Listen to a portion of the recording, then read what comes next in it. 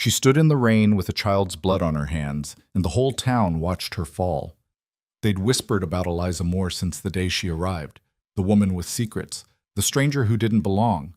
But when little Lucy Hale ran into that storm and the stable beam came down, Eliza didn't think. She just moved.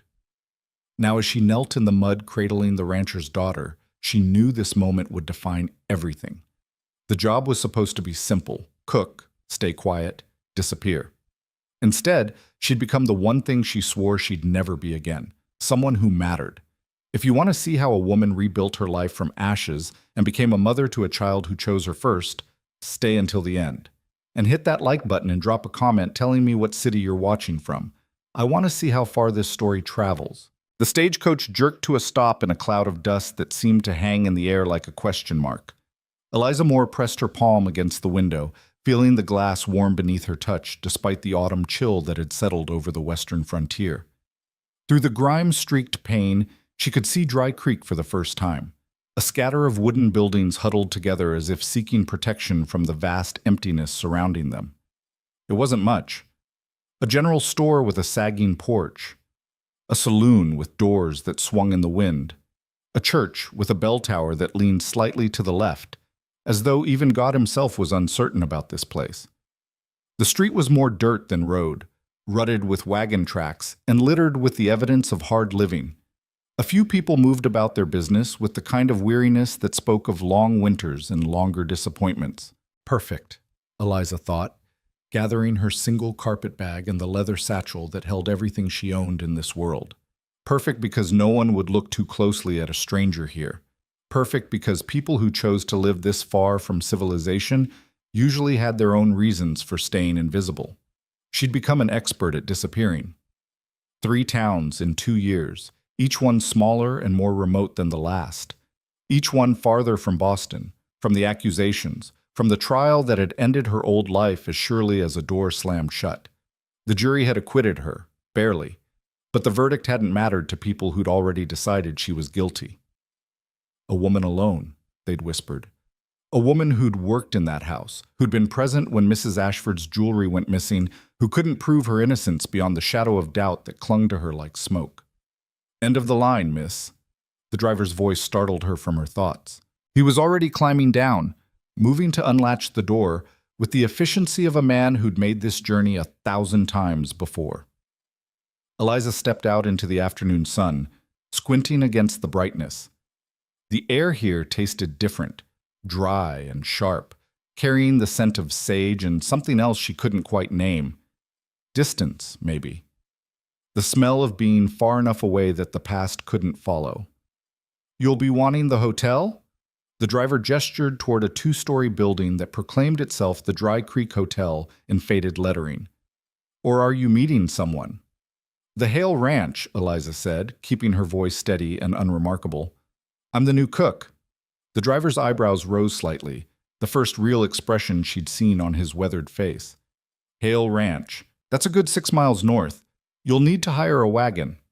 "I can walk." "Not with that bag, you can't, and not before sundown. You'll want to—" "I'll manage." Eliza pulled a coin from her pocket and pressed it into his hand before he could argue further.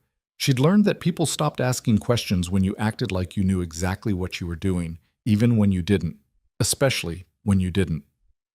She started walking north, following the direction the driver had pointed. The main street gave way to scattered homesteads, then to open grassland that rolled toward distant hills. The bag grew heavier with each step, but Eliza didn't slow down. She'd walked farther before, with less purpose. At least this time, she had a destination, a job, a chance to disappear into usefulness until she could figure out her next move. The advertisement had been brief, almost curt. Cook needed. Remote ranch. Room and board. Must be reliable and discreet. Apply, Nathan Hale, Dry Creek. She'd answered by telegram, received an equally brief response with a start date and directions. No questions about her experience, no requests for references. Just a job offered to someone who'd been desperate enough to answer. The sun was lower now, painting the landscape in shades of amber and gold. Eliza's feet ached and a blister had formed on her left heel, but she could see buildings in the distance. A barn, large and solid. A house with a peaked roof. Corrals and outbuildings scattered across a property that spoke of more prosperity than she'd expected. The Hale Ranch wasn't just surviving, it was thriving in a way that seemed almost defiant in this harsh country. She approached slowly, taking in details. The barn had been recently painted, the red still bright and clean. The fences were well maintained, the wood strong and straight. Cattle grazed in the near pasture, healthy animals with thick coats already growing in for winter. Someone was taking care of this place, someone who had standards. The thought made her nervous. She'd grown accustomed to employers who were too busy or too indifferent to look closely at the help they hired. Standards meant scrutiny, and scrutiny meant questions she couldn't answer. The front door of the main house opened before she reached it. A man stepped out onto the porch, tall and lean with shoulders that spoke of hard work and harder winters. He wore dark trousers and a shirt with sleeves rolled to his elbows, and his face had the kind of stillness that came from being more comfortable with silence than with words. "You're late." His voice matched his appearance, low, rough, economical, with everything including inflection. "I'm exactly on time." Eliza set down her bag, meeting his gaze directly. She'd learned that looking away made people think you had something to hide. "The telegram said to arrive by sundown on the 16th. The sun hasn't set." Something flickered in his eyes, surprise maybe, or the ghost of amusement. It was gone too quickly to be sure. "You walked from town." It wasn't a question, but she answered anyway. "I did." "Why?" "I chose to." They stood looking at each other, and Eliza felt the weight of his assessment. He was younger than she'd expected, perhaps 35, maybe less. The lines around his eyes came from squinting into sun and wind, not age. His hair was dark, touched with just enough gray at the temples to suggest he'd earned every year he carried. His hands, hanging loose at his sides, were scarred and strong and told stories she couldn't read. "Nathan Hale," he said finally. "Eliza Moore." He nodded once, as if confirming something to himself. "You have experience cooking for ranch hands?" "I have experience cooking for people who work hard and expect decent food." She kept her voice level, professional. "I can make substantial meals from whatever's available. I don't waste, and I don't complain about the hours." "Good, because the hours start at 4 in the morning and end when the work's done. You'll cook 3 meals a day for myself, my daughter, and 4 ranch hands. More during roundup or branding. You'll manage the kitchen supplies, make a weekly list of what's needed, and keep everything clean. You'll have Sundays off after breakfast until evening chores." "Understood." "Wages are $15 a month plus room and board. You'll have a room off the kitchen, door locks from the inside. The men know to keep their distance, but if any of them gives you trouble, you tell me immediately." Eliza nodded, oddly touched by this last detail. He'd said it matter-of-factly, without drama, but the message was clear. She would be protected here. It had been a long time since anyone had offered her that kind of safety. One more thing. Nathan's expression hardened slightly, his jaw setting in a way that made him look carved from the same granite as the distant mountains. "I don't tolerate gossip. Don't talk about my business to the hands. Don't carry tales to town. And don't ask questions that aren't your concern. You're here to cook, that's all. That's all I want to do." And she meant it. Simplicity was safety. Anonymity was survival. He studied her for another long moment, and Eliza had the uncomfortable feeling that he saw more than she wanted to show. But finally he stepped aside, gesturing toward the open door. "Come inside. I'll show you your quarters." The house was bigger inside than it appeared from the outside, built with the kind of solid craftsmanship that spoke of permanence and care.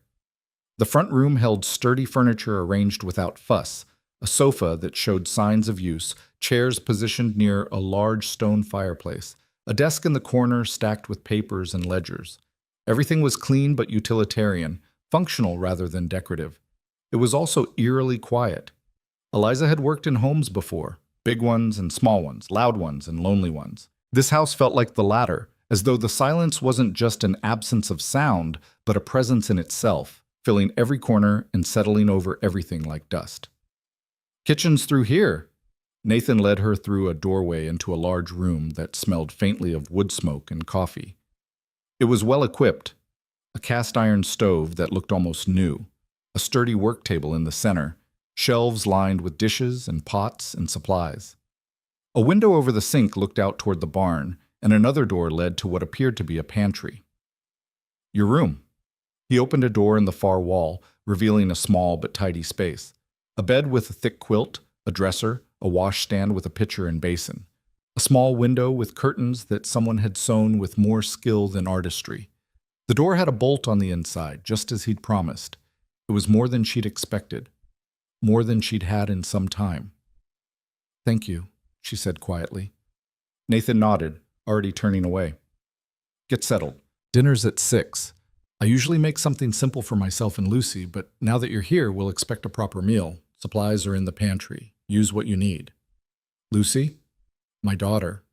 He paused, his back still to her. "She's 6. She'll likely come investigate once she realizes you're here. She's curious about everything." There was something in his voice when he spoke of his daughter, a softening, a warmth that transformed him from stone into something more human. It lasted only a moment before he was moving again, his boots heavy on the wooden floor as he headed toward the front door. "Mr. Hale?" Eliza called after him. He stopped, half turning. "Nathan, we don't stand on formality here." "Where's Lucy now?" "Upstairs, napping."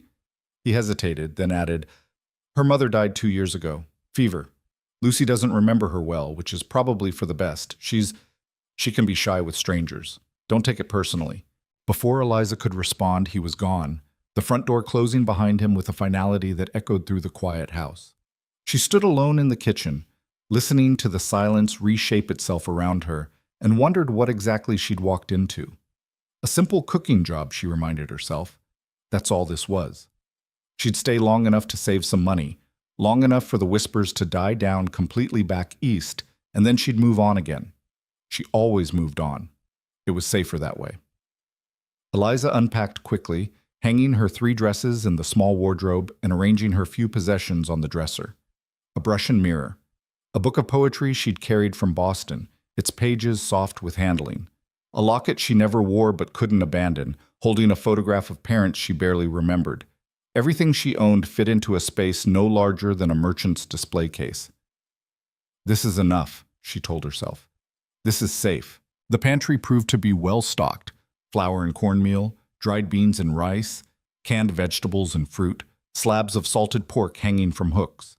Someone had been managing the supplies competently, probably Nathan himself. She found fresh eggs in a crock, a tin of coffee, a jar of honey. Enough to make a respectable meal for tonight, and to begin planning for tomorrow. She was pulling out ingredients, already composing a menu in her head, when she felt it, the prickle of awareness that came from being watched. Eliza turned slowly, casually, and saw the little girl standing in the kitchen doorway. Lucy Hale was small for 6, delicate in the way of children who'd been sick or sad or both. She wore a simple cotton dress, slightly faded, and her dark hair hung in braids that were coming loose. She had her father's eyes, that same deep brown that seemed to see more than it should, but her face still held the roundness of childhood, the softness that hadn't yet been carved away by hardship. She stared at Eliza without speaking, one hand gripping the doorframe as if she might bolt at any moment. "Hello," Eliza said gently, keeping her voice low and unthreatening. She'd learned that children responded better to calm than to enthusiasm. "You must be Lucy." The girl nodded but didn't come closer. "I'm Eliza. I'm going to be cooking here." She turned back to the counter, giving the child space to decide what to do next. "I was just thinking about what to make for dinner. Do you like biscuits?" Another nod, barely perceptible. "Good. I make excellent biscuits. My mother taught me when I was about your age. The secret is not to handle the dough too much. You want to mix it just until it comes together, then pat it out gently." She was measuring flour as she spoke, falling into the familiar rhythm of preparation. "Do you help your father in the kitchen sometimes?" "Sometimes." The voice was so quiet, Eliza almost missed it. "I can set the table." "That would be very helpful. Thank you."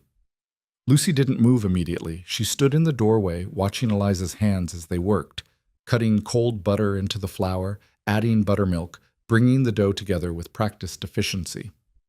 It was only when Eliza began patting out the dough that the girl took a tentative step forward, then another, until she was standing at the edge of the work table. "You can come closer if you like," Eliza said, not looking up. "I don't mind company while I work."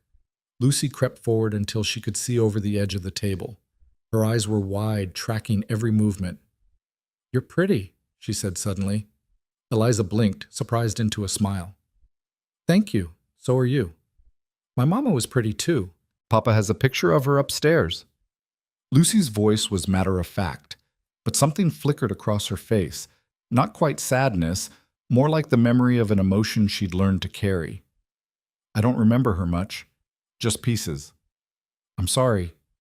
Eliza cut the biscuits with a water glass, working in smooth, efficient movements. "It must be hard, not having her here. Papa says she's watching from heaven, but I don't feel watched." Lucy tilted her head, considering. "Do you think people can really watch us from heaven? Because if they can, that seems like it would be very boring for them. All they'd do is watch all day." Despite everything, despite the long journey, the aching feet, the weight of starting over again, Eliza laughed. It surprised her, the sound foreign in her own ears. "That's a very practical way of looking at it. Papa says I think too much." But Lucy was smiling now, a small, shy curve of her lips. "Can I help with something? Do you know how to snap beans?" "Yes." Liza retrieved a basket of green beans from the pantry and set it on the table within Lucy's reach. "Snap off both ends and break them in half. Put them in this bowl." They worked in companionable silence for a while, the only sounds the snap of beans and the crackle of the fire in the stove. Through the window, Eliza could see Nathan in the distance, working with a horse in one of the corrals. He moved with the kind of grace that came from years of practice, his body and the animals communicating in a language she couldn't understand. "Do you have any children?" Lucy asked suddenly. "No." "Do you want children?" Eliza paused, her hands still on a biscuit cutter. It was such an innocent question, asked with a child's directness, but it cut deeper than Lucy could know. "I haven't thought about it much," she said finally, which was both true and false. She'd stopped letting herself think about futures that included such things.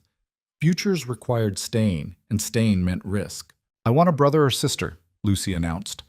"But Papa says it's just us now, and that's enough. I think he's sad, though. He gets quiet sometimes and stares at nothing." Children saw too much. Eliza had forgotten that, or maybe she'd never really known it. She'd been raised by people who thought children were miniature adults, expected to behave accordingly, their observations dismissed as childish fancy. But Lucy's quiet comment revealed a depth of perception that made Eliza's chest tighten with something uncomfortably close to sympathy. "Sometimes people need quiet," she said gently. "It doesn't always mean they're sad. Sometimes it just means they're thinking." "What do you think Papa thinks about?" "I couldn't say. But I imagine running a ranch this size requires quite a lot of thinking." Lucy considered this, her small hands still working through the beans with surprising efficiency. "I think he thinks about Mama, and about being alone, and about whether he's doing things right." She looked up suddenly, her dark eyes serious beyond her years. "Do you think he's doing things right?" Eliza felt the full weight of that gaze, the hunger behind it. This child wasn't just making conversation. She was searching for something.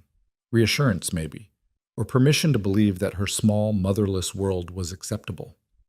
"I think," Eliza said carefully, "that your father is doing the best he knows how, and I think you're very loved." Lucy's face transformed, a smile breaking through like sun after rain. "I am," she said with certainty. "Papa tells me every night before bed, even when he's tired, even when he's been working all day and his hands hurt. He always says, 'Lucy girl, you're the best thing in my whole world.'" Something cracked in Eliza's chest, a fissure in the armor she'd built so carefully. She turned away quickly, busying herself with sliding the biscuits into the oven. That's very nice. Do you say prayers before bed?" "Sometimes." "Never, actually. Not anymore. Not since the trial, when she'd prayed so hard for justice and received only the cold comfort of a verdict that changed nothing. Papa and I say prayers together. You can pray with us if you want." Lucy hopped down from her stool, the bowl of prepared beans held carefully in both hands. "Should I put these anywhere special?" "Just on the counter is fine. Thank you for your help." "You're welcome." The girl set down the bowl and then, with startling boldness, reached out and took Eliza's hand. Her fingers were small and warm and slightly sticky from the beans. "I'm glad you're here," she said earnestly. "It's been lonely with just Papa and me and the ranch hands. The ranch hands are nice, but they don't talk much, and Papa doesn't talk much either. You talk just the right amount." Eliza looked down at the small hand in hers and felt something shift inside her, something dangerous and terrifying. This was how it started. The caring, the attachment, the forgetting that she was supposed to stay separate and safe. This was how you got hurt. She should pull away, should maintain distance, should remember that she was only passing through, that involvement meant vulnerability, that this child and her quiet father were not her concern beyond fulfilling the terms of her employment. Instead, she gently squeezed Lucy's hand. "I'm glad I'm here too," she said, and meant it more than she wanted to. The dinner that evening was the first meal the three of them shared, and it set the pattern for all the meals that would follow. Eliza served biscuits golden and steaming, beans cooked with onions and salt pork, fried potatoes crisp at the edges, and a dried apple pie she'd managed to pull together from pantry supplies. It was simple, hearty food, but she'd made it with care, and it showed. Nathan ate methodically, without comment, but she noticed he took seconds of everything. Lucy chattered happily, her earlier shyness evaporated, telling her father about helping with the beans and asking questions about the horses, and reporting that Miss Eliza made excellent biscuits, just like she'd promised. "Thank you for the meal," Nathan said when he finished, pushing back his chair. "It was good." 2 sentences.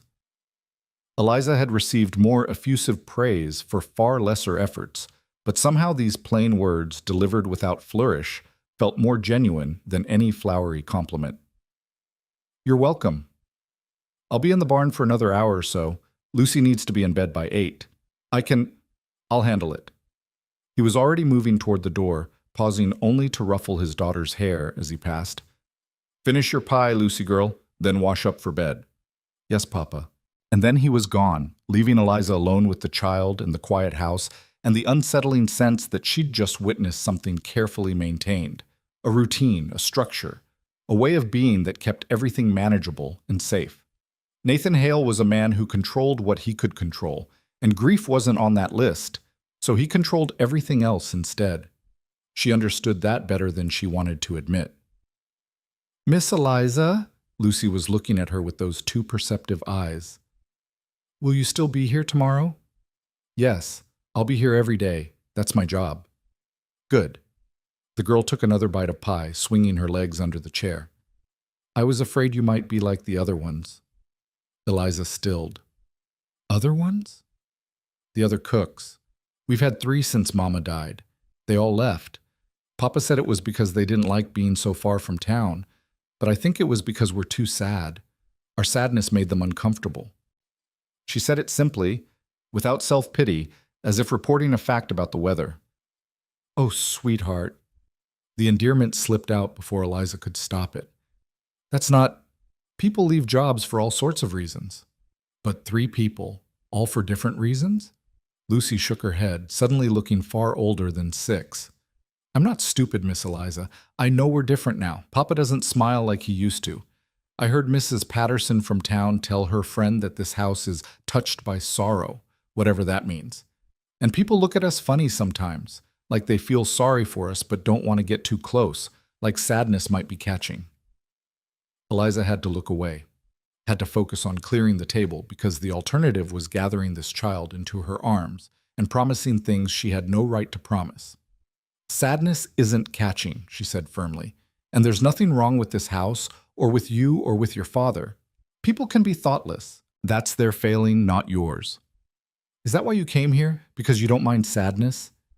The question was so direct, so disarmingly innocent in its ruthlessness, that Eliza nearly dropped the plate she was holding. "I came here because I needed work," she said carefully.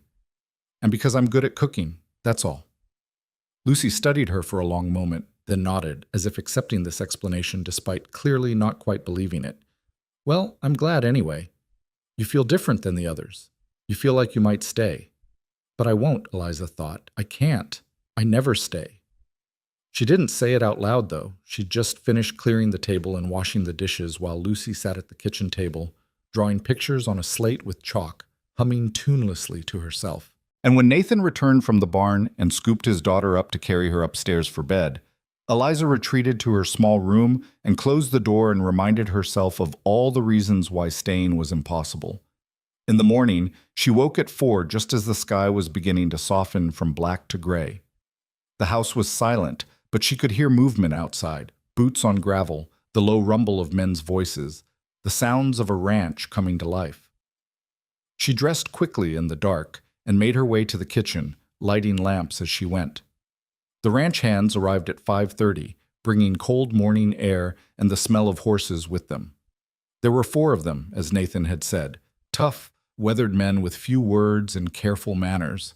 They nodded to her respectfully, called her ma'am, and ate the breakfast she'd prepared, hotcakes and bacon and eggs and coffee strong enough to strip paint, with the focused intensity of men who knew they had a long day ahead. Nathan ate with them, sitting at the head of the table, discussing the day's work in clipped sentences, mending fence in the north pasture, moving cattle to higher ground, checking the hay stores in the far barn. He ran his ranch with the same efficiency he seemed to apply to everything else: waste nothing, expect competence, solve problems before they became crises. Lucy appeared as the men were finishing, still in her nightgown, rubbing sleep from her eyes. Nathan's entire demeanor changed when he saw her, his face softening, his voice gentling. "Morning, Lucy girl. Why are you up so early?" "I wanted to see Miss Eliza." She climbed into the chair beside her father and accepted the plate of hotcakes Eliza set before her. "Thank you." "You're welcome." Eliza poured coffee for the men, topped off Nathan's cup, set out more bacon. She was aware of them watching her, not overtly, not rudely, but with the assessment of men who'd been disappointed before and were reserving judgment. She didn't mind. She'd been assessed before. She knew how to prove herself through action rather than words. The days fell into a pattern after that. Wake before dawn. Feed the men. Clean the kitchen. Prepare lunch. Feed everyone again. Clean. Prepare dinner. Feed. Clean. In between, there were pies to bake, and bread to knead, and supplies to inventory, and 1,000 small tasks that kept a household running. It was hard work, physical work that left her tired at the end of each day, but it was also satisfying in a way her previous positions hadn't been. Here, she wasn't serving people who took service for granted or who watched her with suspicion. Here, she was simply doing necessary work that was appreciated, if not effusively praised. The ranch hands always thanked her. Nathan acknowledged every meal with a quiet "good" or "thank you." And Lucy? Lucy bloomed under the simple attention of having another woman in the house. The child began appearing in the kitchen more often, helping with small tasks, asking endless questions, filling the quiet spaces with her bright, curious presence. She showed Eliza her collection of smooth stones from the creek. She reported on the progress of a bird's nest in the barn. She drew pictures of the ranch, the house, the barn, the horses, and always, in the center, 3 stick figures labeled Papa, me, and Miss Eliza. "Should I add the ranch hands?" Lucy asked one afternoon, showing Eliza her latest creation. "If you'd like." Eliza was peeling potatoes, the rhythmic motion almost meditative. "I don't think I will. They're nice, but they're not family. Family is different." She looked up suddenly, her expression serious. "You feel like family, Miss Eliza. Do you feel like we're family?" "Careful. Be careful. I work for your father, sweetheart. I'm here to cook. But you could be more than that." Lucy's voice was wistful, longing for something she couldn't quite articulate. "You could be." She didn't finish the sentence, but Eliza heard the unspoken word anyway. Mother. You could be mother. And that was when Eliza realized the danger she was in. Not from Nathan, whose careful distance kept everything professional and contained, not from the work, which she could manage easily, but from this small, lonely child who was starting to weave dreams around a woman who would inevitably disappoint her. That evening, after Lucy had gone to bed, Eliza found Nathan in the barn, checking on a horse that had seemed lame earlier. He looked up as she approached, surprise flickering across his face. She so rarely sought him out, keeping to her domain in the kitchen while he moved through his world of animals and land. Is something wrong? He asked, straightening. No, nothing's wrong. She paused, gathering her thoughts. This was harder than she'd expected. I wanted to talk to you about Lucy. His expression shuddered immediately, his entire body going still with a wariness she recognized, a father protecting what mattered most. What about her? She's getting attached to me, and I think you should know that I'm not planning to stay permanently. This is a good position, and I'm grateful for it, but I'll likely move on eventually. Maybe in a few months, maybe next year. I don't want her to get too attached to someone who's going to leave. Nathan was quiet for so long that Eliza started to wonder if he was going to respond at all. He turned back to the horse, running his hand down its leg, checking for heat or swelling with experienced fingers. When he finally spoke, his voice was carefully neutral. Lucy gets attached easily. It's her nature. She wants to love everyone and everything. He paused, his jaw working. She wants a mother. I know that. I see it every day, but I can't give her that. I'm not going to marry again. I won't. There was something raw in those last words, something that spoke of wounds that hadn't healed and might never heal. Eliza understood that too. Some losses carved so deep that the idea of replacement felt like betrayal. I understand, she said quietly. I just thought you should know so you can prepare her, or explain things, or whatever you think is best. Nathan straightened, turning to face her fully. In the dim light of the barn, with shadows pooling in the hollows beneath his cheekbones, he looked older than his years, tired, carrying weight that no one else could see. I appreciate you telling me, he said. But here's the thing, Miss Moore. Lucy needs what you're giving her, even if it's temporary. She needs to see a woman who's competent and kind. She needs to learn how to cook and clean and manage a household from someone who knows what they're doing. She needs... He trailed off, then started again. She needs normal. She needs to see that life goes on, that not everyone leaves through death, that sometimes people leave because they choose to, because they have their own lives to live, and that's acceptable. That's healthy even. You want her to learn how to let go? I want her to learn that caring about people doesn't always end in devastation. His voice was rough now, emotion breaking through the careful control. I want her to know that it's okay to let people in, even if they don't stay forever, that love doesn't require permanence to be real. Eliza stared at him, struck by the complexity of what he was saying, the careful philosophy he'd constructed around his daughter's grief. He wasn't trying to protect Lucy from loss. He was trying to teach her how to survive it. That's very wise, she said finally.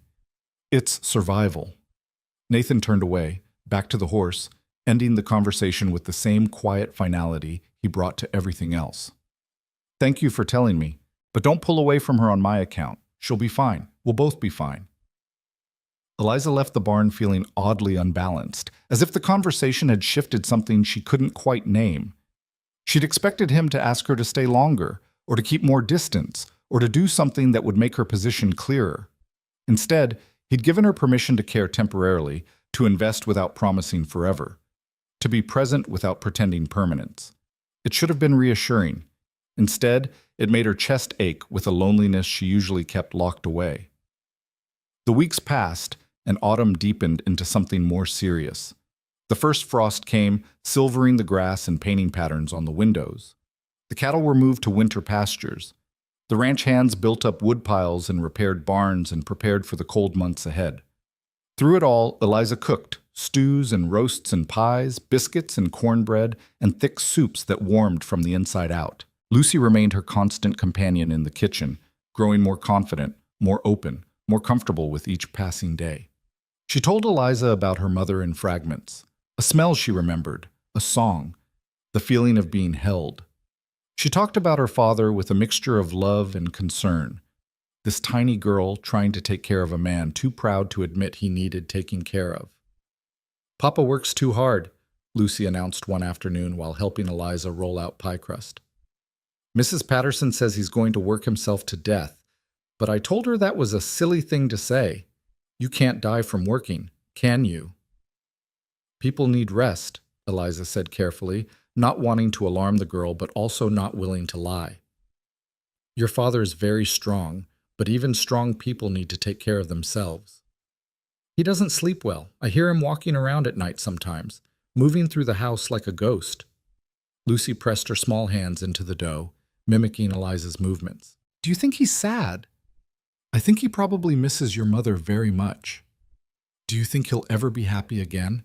Really happy, not just pretend happy for me? The question pierced Eliza's heart. She set down her rolling pin and knelt beside Lucy, bringing herself to the girl's eye level. I think, she said slowly, that happiness doesn't look the same for everyone. Your father seems content with his work and with you.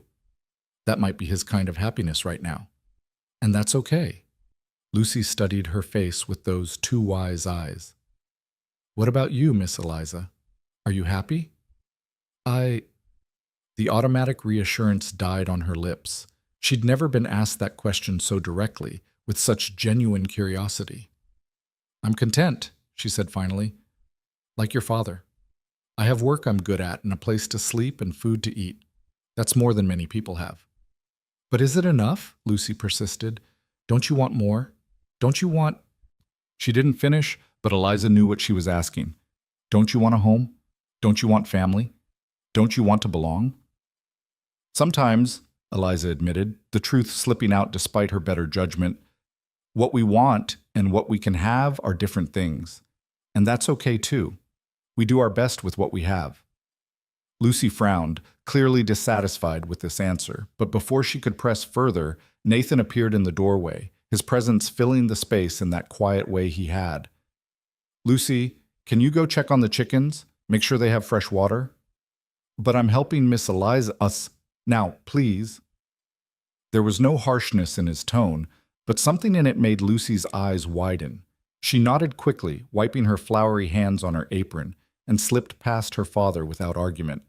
Eliza stood, suddenly nervous. Had he heard their conversation? Was she overstepping again, saying too much, getting too close to the child? I need to talk to you, Nathan said, and his face was grim in a way that made her stomach tighten with dread. Of course. What is it? He stepped fully into the kitchen, and she could see now that he was holding something, a letter, the paper worn from handling. I received this today, from town. He paused, seeming to struggle with what to say next. There's been talk. About you. About why you came here. The world tilted sideways. No. Not here. Not yet. She'd been so careful, so quiet, so unremarkable. How had they found her? What kind of talk? Her voice came out steady despite the panic rising in her throat. That you left your last position under a cloud. That there were accusations. Theft.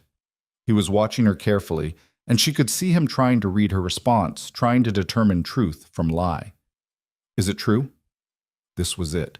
The moment where everything ended, where she would have to pack her single bag and move on again. Always running, never safe. She could lie. Had lied before in other towns to other employers. But something in Nathan's face stopped her. Maybe it was the directness of his gaze. Maybe it was the memory of Lucy's small hand in hers, the trust that had been freely given. Maybe she was just tired of running. I was accused, she said quietly. My employer lost some valuable jewelry, and suspicion fell on me because I was the newest member of the household staff. I was tried and acquitted. The jury found insufficient evidence to convict, but people... She swallowed hard. People decided I was guilty anyway. The verdict didn't matter to them. I became unemployable in Boston, and then in every town I tried after that. Someone always heard, someone always spread the story. Did you do it? Direct. No dancing around the question. No. She met his eyes without flinching. I swear to you, I didn't take anything, but I can't prove my innocence any more than they could prove my guilt. That's the problem with accusations. They stain you whether they're true or not. Nathan was silent for a long moment, studying her with an intensity that made her want to look away. But she held his gaze, let him see whatever he needed to see. She'd learned that people would believe what they wanted to believe, regardless of evidence or protestations. If he'd already decided she was guilty, nothing she said would change his mind. My wife died 2 years ago, he said finally, his voice rough. Childbirth fever. Came on fast. One day she was fine, the next she was burning up. And within 3 days she was gone. The doctor couldn't do anything. I couldn't do anything. I watched her slip away and He stopped, his jaw working. I held her while she died, and the last thing she said to me was, "Take care of our girl." Not herself. Not about the pain or the fear, or just Lucy. Always Lucy. Eliza didn't know what this had to do with her situation, but she sensed he needed to say it, needed her to understand something. After she died, Nathan continued, people in town looked at me with pity. They brought food and offered help and said all the right things. But underneath it all, there was judgment. Questions about whether I'd done enough, whether I'd called the doctor soon enough, whether I'd somehow failed her. One woman even suggested that my working so much, being away from the house so often, had somehow contributed. As if grief could be measured in hours spent at home. He looked at Eliza directly now, and she saw pain in his eyes, old and deep and still raw. I learned something then. People need someone to blame when terrible things happen. They need a reason, an explanation, a villain. It makes them feel safer, like if they just avoid whatever caused the tragedy, they'll be protected. So they create stories, assign guilt, pass judgment. It has nothing to do with truth. It's about managing their own fear. "I'm sorry," Eliza whispered, "about your wife, about what people said. I'm telling you this because I understand what it's like to be judged for something you couldn't control, and because I want you to know that I believe you." He set the letter down on the kitchen table, his movements deliberate. "I've watched you with Lucy. I've watched you work. You're not a thief. I'd stake my ranch on it." The relief that washed through Eliza was so intense it left her shaking. She gripped the edge of the counter, fighting sudden tears. "Thank you," she managed. You don't know what that means." "But," Nathan continued, and her heart sank again, "you need to know that this will likely get worse before it gets better. Mrs. Patterson, the woman who wrote me, is the biggest gossip in 3 counties. If she knows, everyone knows. They'll talk, they'll judge, and some of them will expect me to fire you." "Will you?" The question came out smaller than she intended. "No." Simple. Certain. "But I wanted you to be prepared. Town's going to be harder now. They'll watch you. They'll wait for you to make a mistake, any mistake, so they can say they were right about you all along." Eliza nodded. The familiar weight of being watched, being judged, settling back onto her shoulders. She'd carried it before. She could carry it again. "I understand. There's one more thing." Nathan's expression shifted, becoming almost awkward. "Lucy doesn't know about any of this. She just knows you as Miss Eliza, who makes good biscuits and lets her help in the kitchen. I'd like to keep it that way. Children don't need to know about the ugly parts of adult life." "Of course, I wouldn't—" She stopped, struck suddenly by the full weight of what he was doing. He wasn't just choosing to keep her employed. He was actively protecting her from gossip, sheltering her from judgment, defending her to a community that had known him his entire life. "Why are you doing this? Why risk your reputation for someone you barely know?"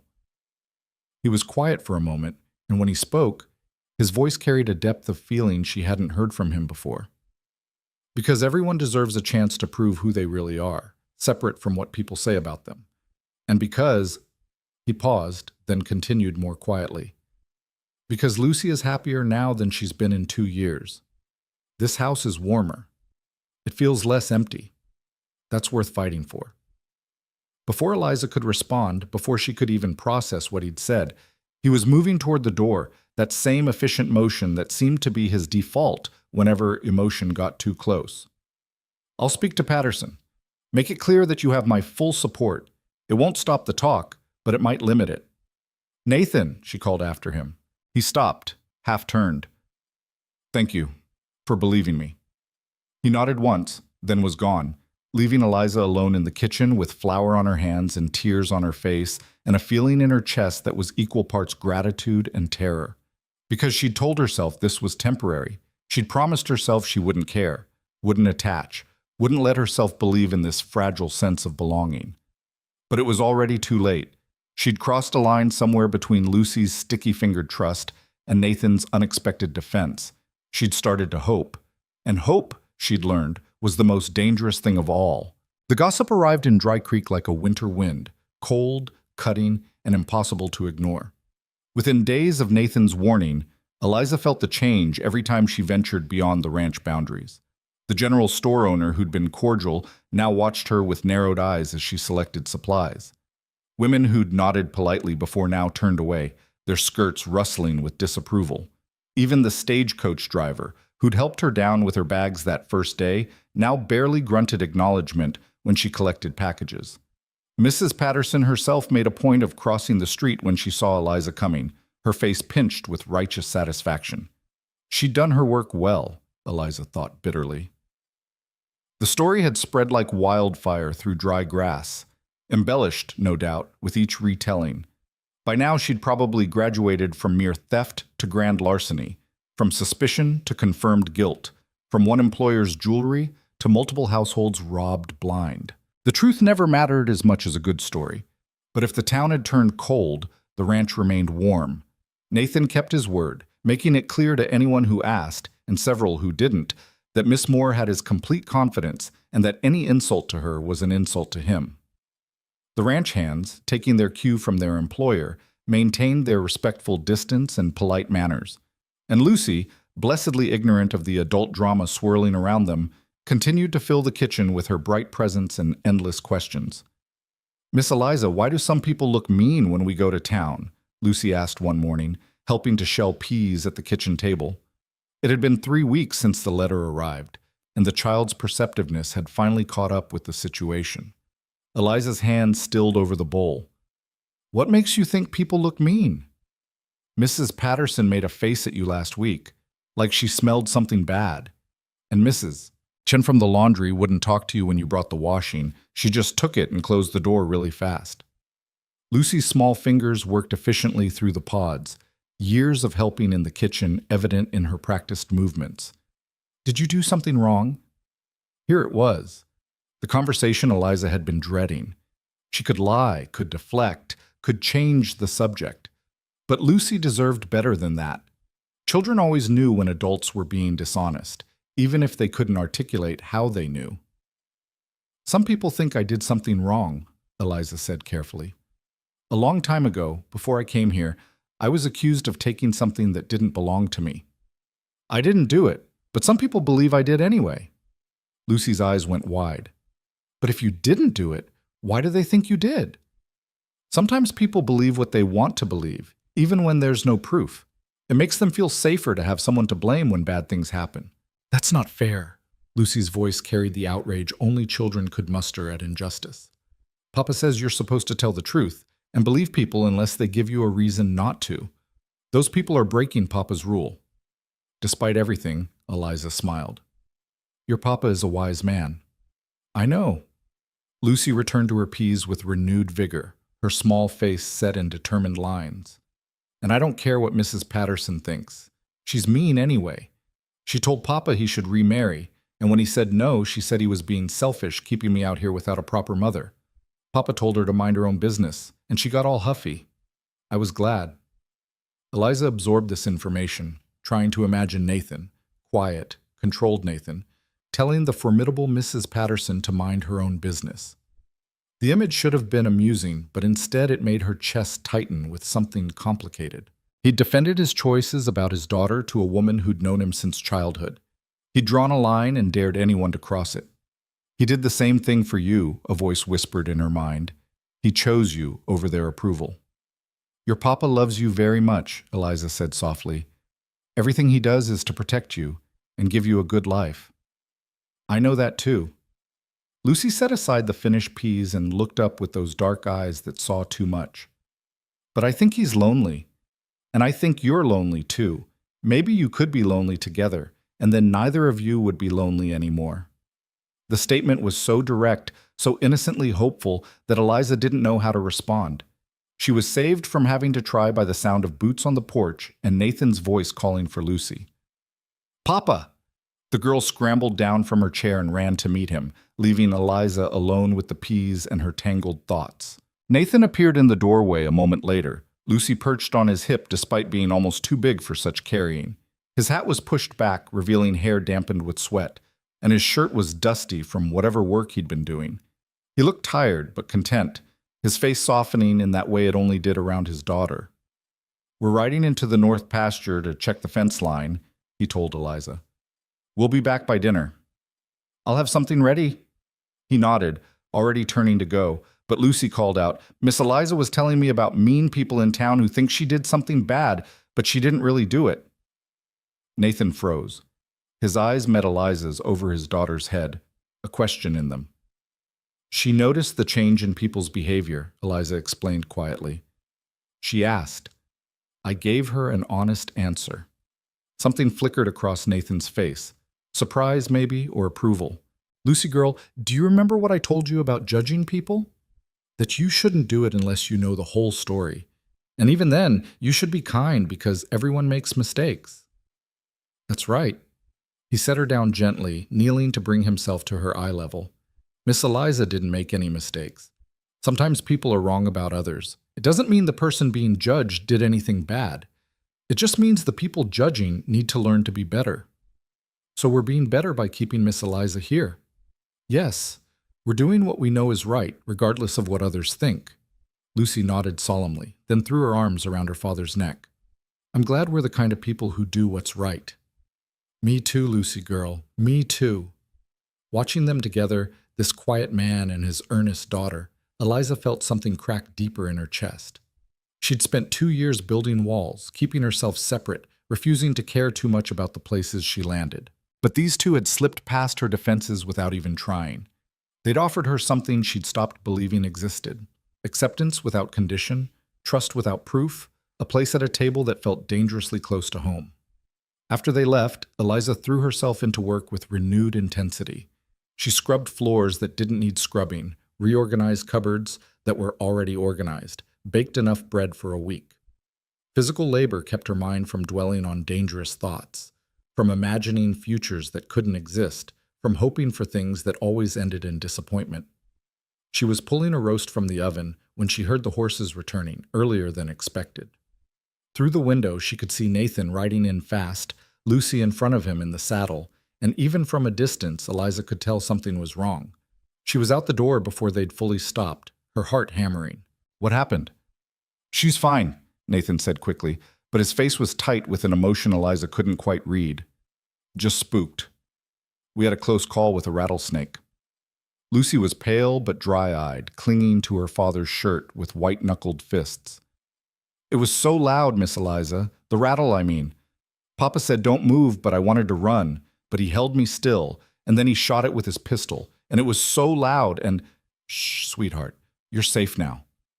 Eliza reached up to take the girl as Nathan carefully handed her down. Lucy immediately wrapped her arms around Eliza's neck, burying her face against her shoulder. "She did good," Nathan said, dismounting. "Stayed calm when it counted. But the adrenaline's hitting her now." Eliza could feel Lucy trembling, the delayed fear catching up with her small body. "Come inside. I'll make some tea with honey."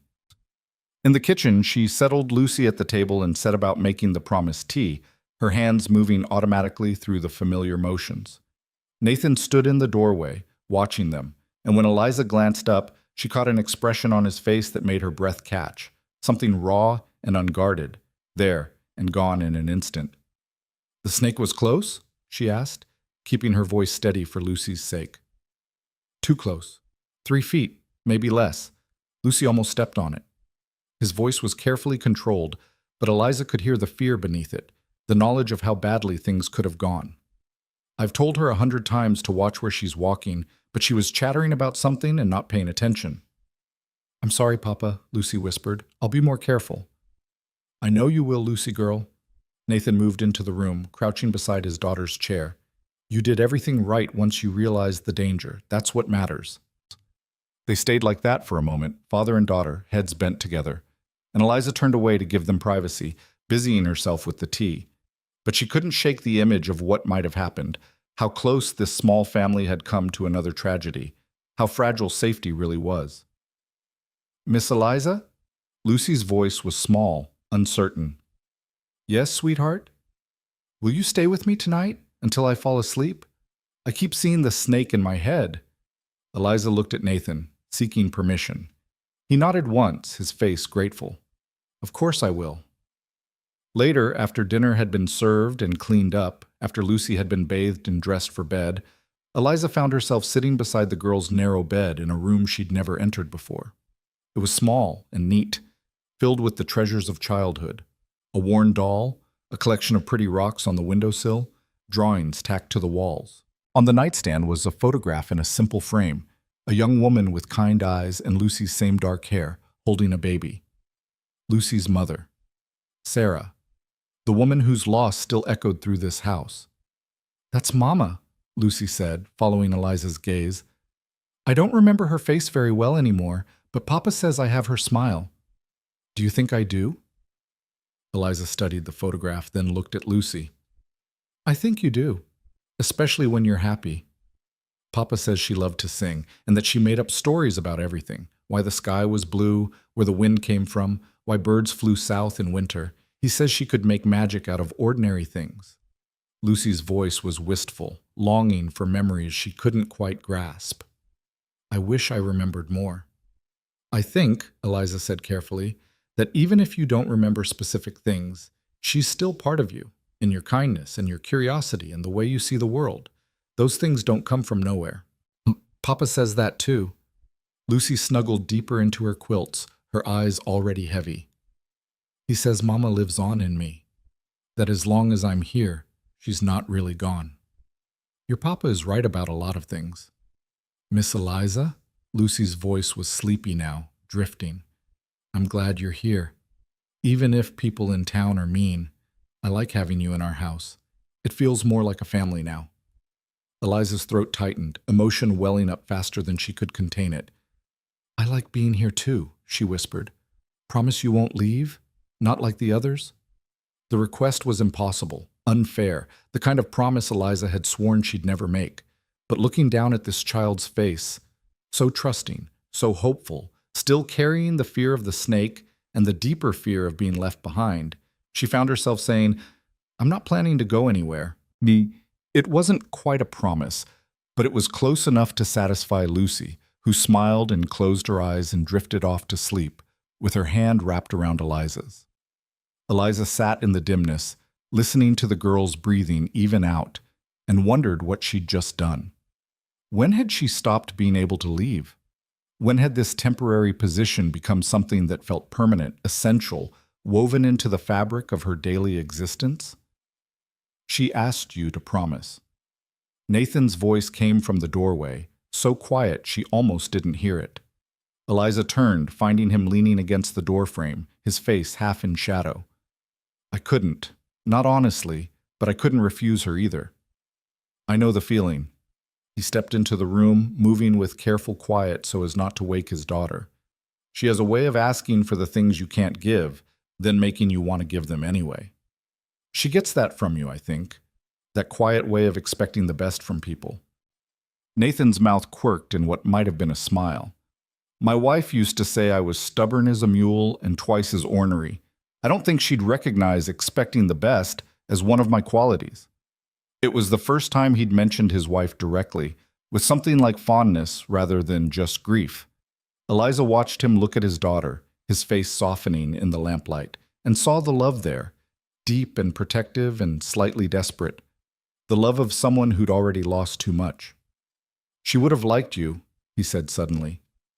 Sarah, she would have appreciated how you are with Lucy, how patient you are, how you don't talk down to her or dismiss her questions.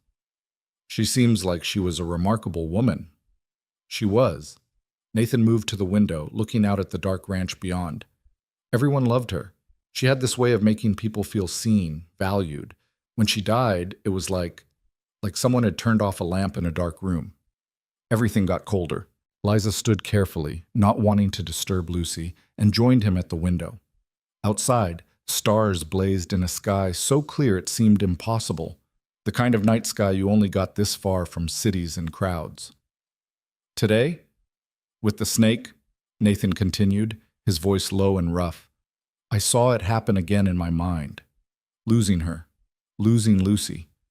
I saw how quickly everything can be taken away, how little control we actually have. And I thought, he stopped, his jaw working. I thought about how Lucy's right. This house does feel more like a family now. How you've become part of our daily rhythm without either of us really noticing. And how losing that would be another kind of grief. Eliza's heart was hammering so hard she was certain he could hear it. Nathan, I'm not asking you to promise anything, he interrupted, still not looking at her. I know you have your own life, your own reasons for moving on when you're ready. I'm just saying that if you decide to stay longer, if you want to stay, there's a place for you here, not just as an employee, as someone who matters. The words hung in the air between them, heavy with meaning and possibility. Eliza knew she should deflect, should remind him about maintaining boundaries, should protect them both from the complication of caring too much. Instead, she heard herself say, I don't know how to stay. I've been leaving for so long, it's the only thing I know how to do well. Nathan turned then, finally meeting her eyes. In the dim light, his face was open in a way she'd never seen before, vulnerable and honest. Maybe it's time to learn something new. Before she could respond, before she could process what he was offering and what it might mean, Lucy stirred in her sleep, murmuring something unintelligible. The moment broke, reality reasserting itself. They were standing in a child's bedroom, having a conversation that felt too big for the space, too dangerous for people who'd known each other only a matter of weeks. I should go, Eliza whispered. Let you both rest. Nathan nodded, stepping back to give her room to pass. But as she moved toward the door, he caught her hand, just for a moment, just long enough for her to feel the calluses on his palm and the warmth of his skin. Thank you, he said quietly, for being here today, for staying with her, for... He trailed off, then released her hand. Just thank you. Eliza fled to her small room off the kitchen, closing the door and leaning against it with her heart racing and her mind spinning. This was dangerous, this caring, this attachment, this growing sense that she'd found something worth staying for. All of it was dangerous. She'd built her life around not needing anyone, not letting anyone need her, keeping herself free to leave at a moment's notice. But Lucy's sleepy request and Nathan's quiet honesty had cracked something open inside her, and she didn't know how to seal it back up again. Sleep didn't come easily that night. She lay awake listening to the house settle, to the wind in the eaves, to the distant sound of cattle moving in the darkness. And she thought about promises she'd made to herself, and promises she'd just halfway made to a 6-year-old girl, and how the two couldn't coexist. Something would have to give. Something always did.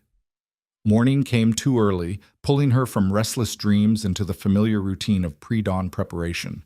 She lit the lamps, stoked the fire in the stove, began assembling breakfast for the ranch hands who'd be arriving soon.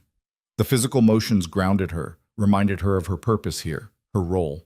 But when Lucy appeared at dawn, earlier than usual, and climbed wordlessly into Eliza's lap while she sat peeling potatoes, when the girl just curled against her chest and breathed, Eliza knew she was lying to herself about being able to maintain distance. Bad dreams? She asked softly, wrapping her arms around the small body. Lucy nodded against her shoulder. Snakes everywhere. And then you were leaving, packing your bag, and I tried to stop you, but you didn't hear me. I'm right here. I'm not going anywhere today.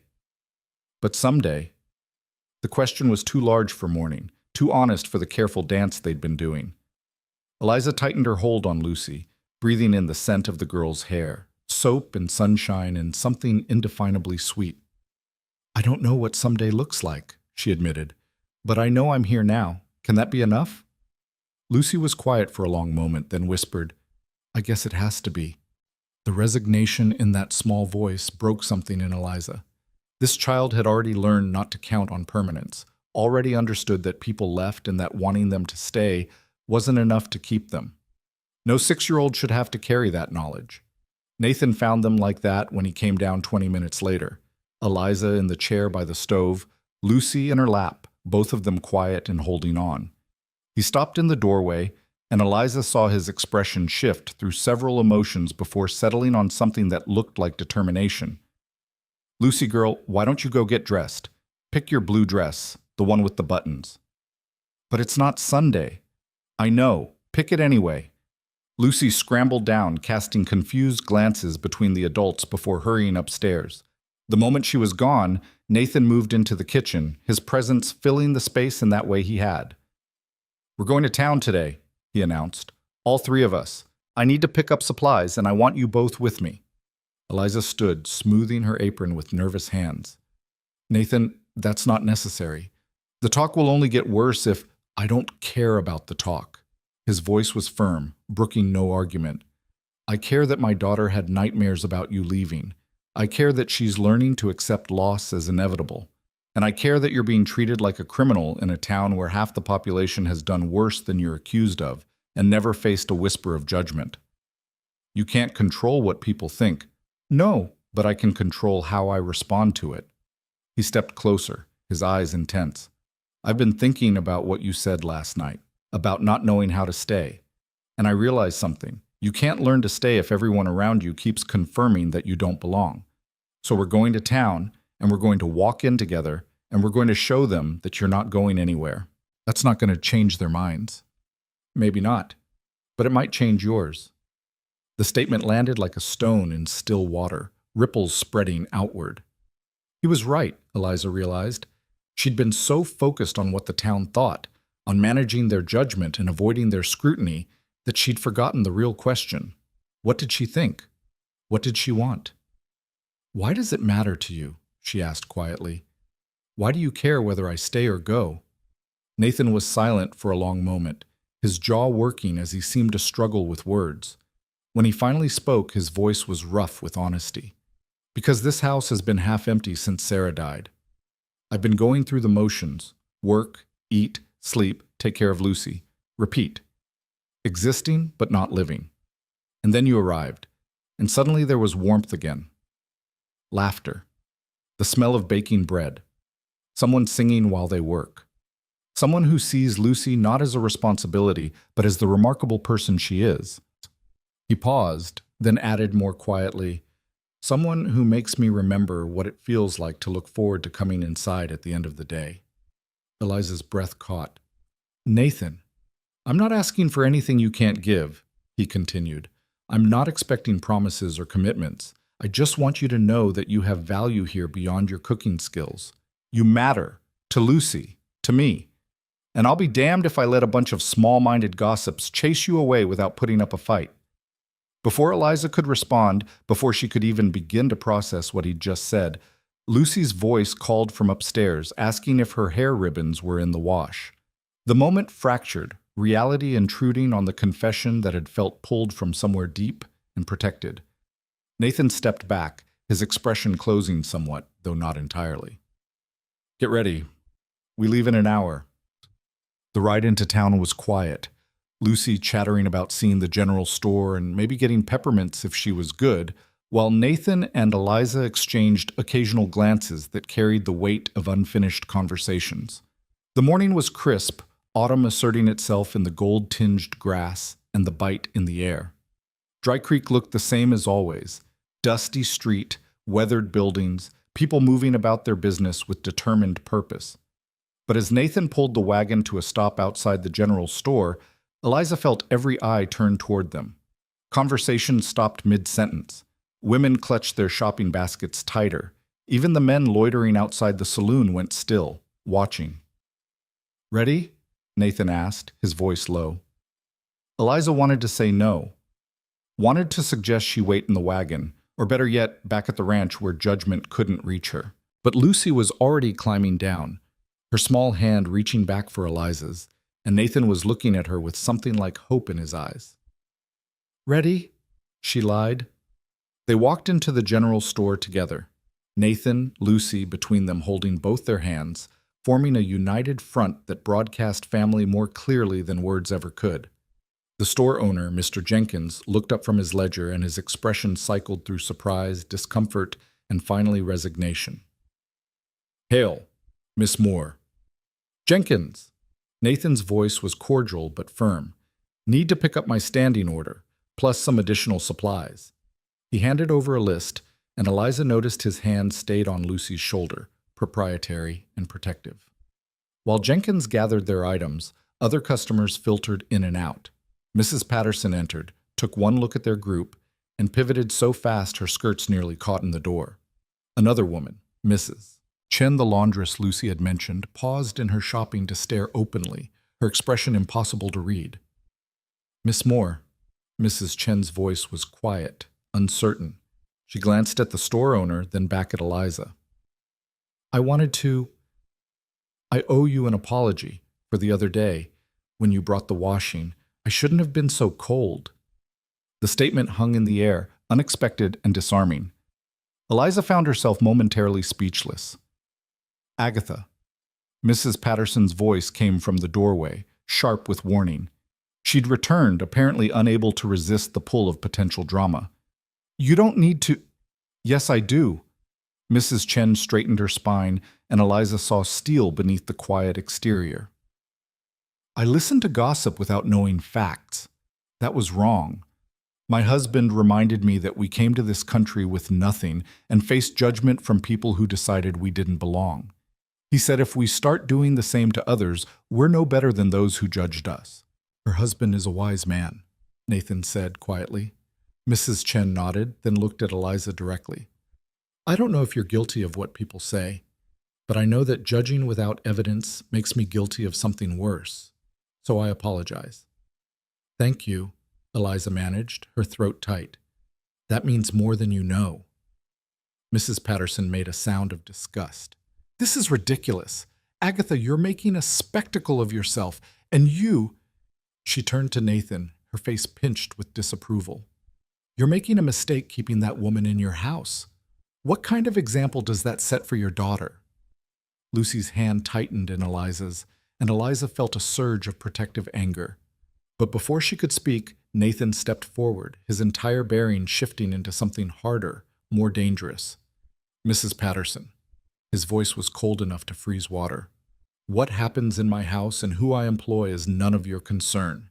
Miss Moore has proven herself to be a woman of integrity and skill. My daughter is thriving under her care. Those are facts. Everything else is speculation and malicious gossip, which, I might remind you, is explicitly condemned as a sin in the book you claim to read every Sunday." Mrs. Patterson's face flushed red. "How dare you? No. How dare you spread rumors about someone who's done nothing to deserve your judgment? How dare you try to poison this community against a woman you've never bothered to know?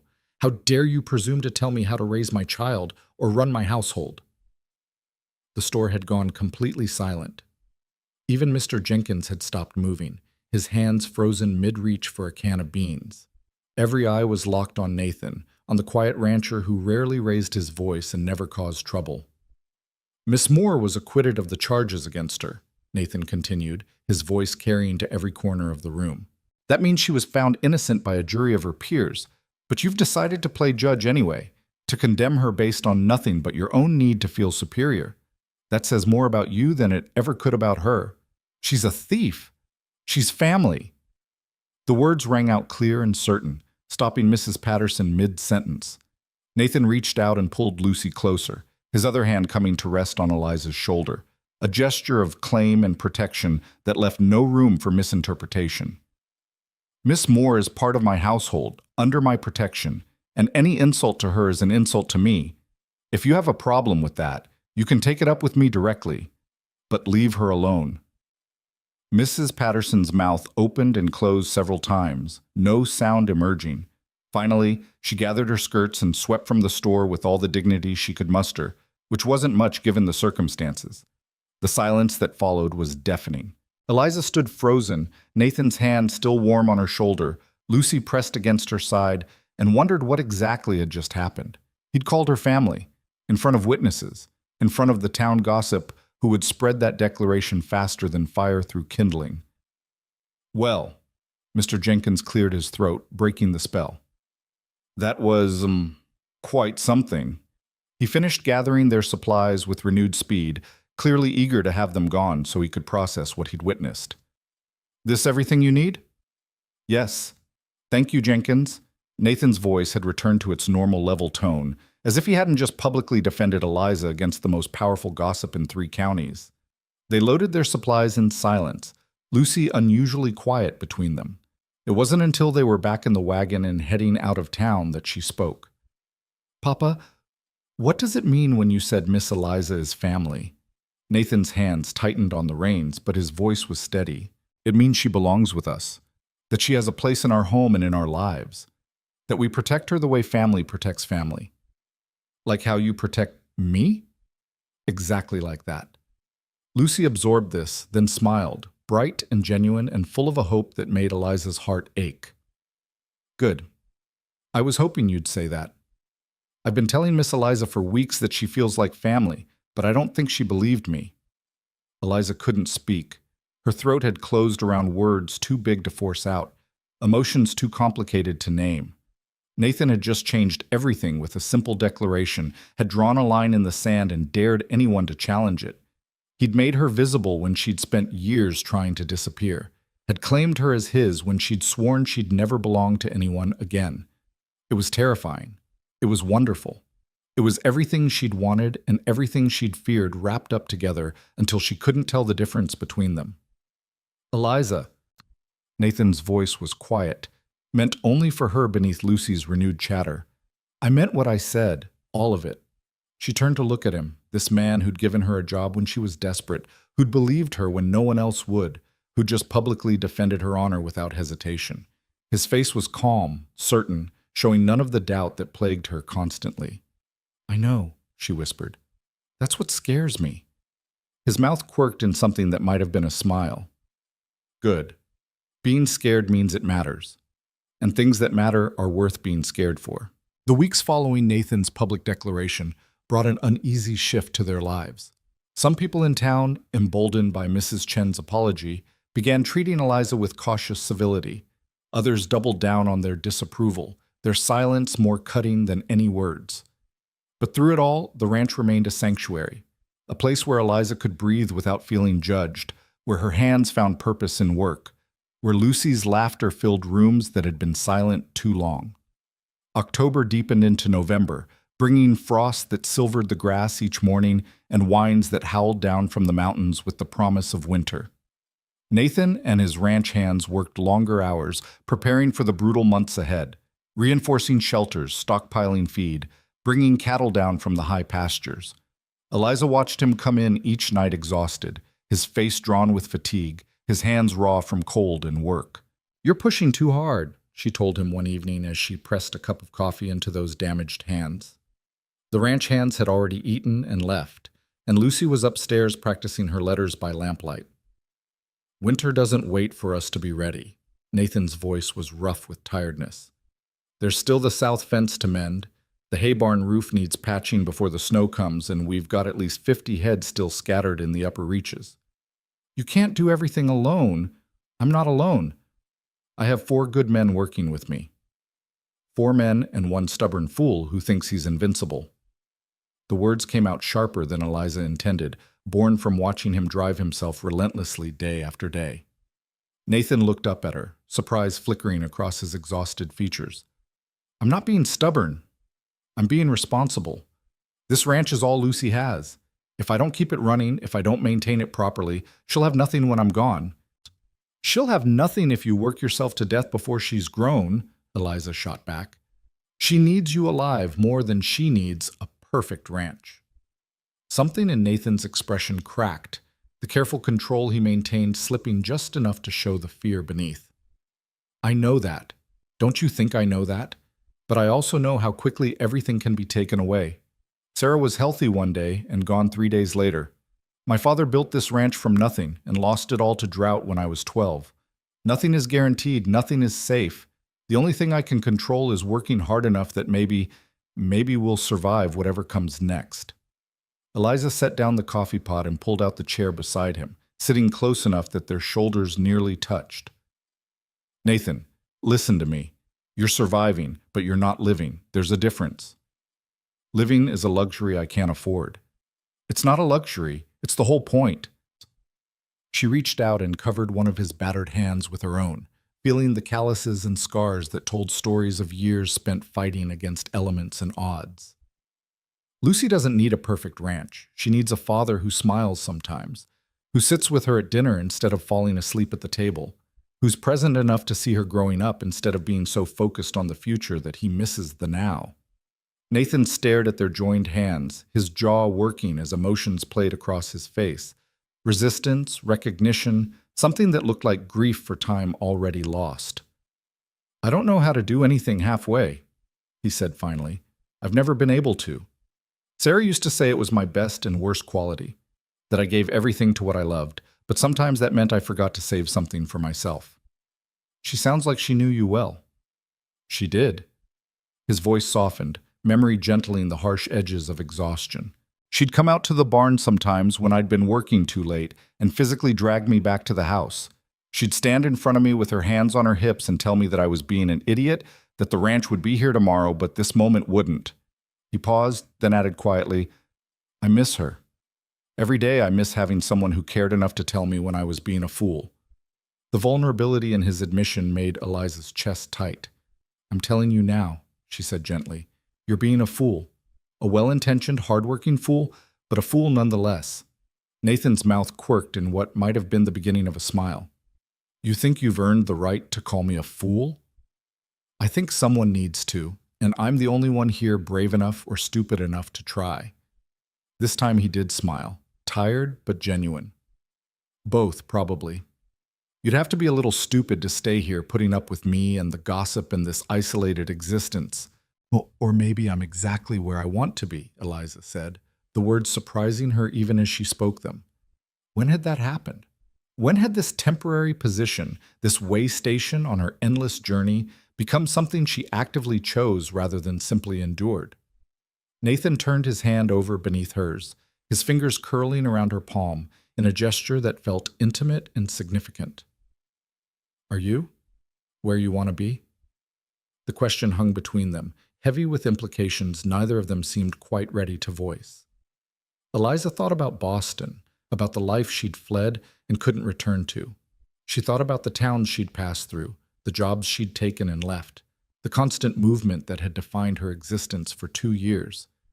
And then she thought about this kitchen, this house, this quiet man and his extraordinary daughter who'd somehow become the center of her world. "Yes," she whispered. "I think I am." Before either of them could say more, Lucy's footsteps sounded on the stairs, quick and light. They pulled apart, though not quickly enough to avoid Lucy's knowing look as she entered the kitchen. "Were you holding hands?" the girl asked with the directness only children possessed. "I was checking your father's hands for blisters," Eliza said, standing and busying herself at the stove to hide her flushed face. "He's been working too hard." "That's true. Papa always works too hard." Lucy climbed into her father's lap, tucking herself against his chest with the ease of long practice. "Miss Eliza's right, you know. You need to rest more." Nathan wrapped his arms around his daughter, his expression softening in that way it only did for her. "You two are ganging up on me." "Because we love you," Lucy said simply, "and you're being stubborn." That seems to be the consensus. Watching them together, this small family that had somehow expanded to include her, Eliza felt a wave of contentment so profound it frightened her. This was what she'd run from, what she'd convinced herself she couldn't have: belonging, connection, the simple joy of being needed and wanted. The danger wasn't that it wouldn't last. The danger was that it would, and she'd finally have something real to lose. The storm came on a Tuesday, rolling in from the north with a violence that shocked even the old-timers who'd seen decades of frontier winters. The temperature dropped 20 degrees in 2 hours. The wind picked up until it screamed around the corners of the buildings, rattling windows and tearing at anything not secured. And then the rain came, cold and driving, the kind that soaked through clothing in seconds and turned the ground to sucking mud. Nathan and the ranch hands had been in the far pasture when it hit, checking on the last scattered cattle.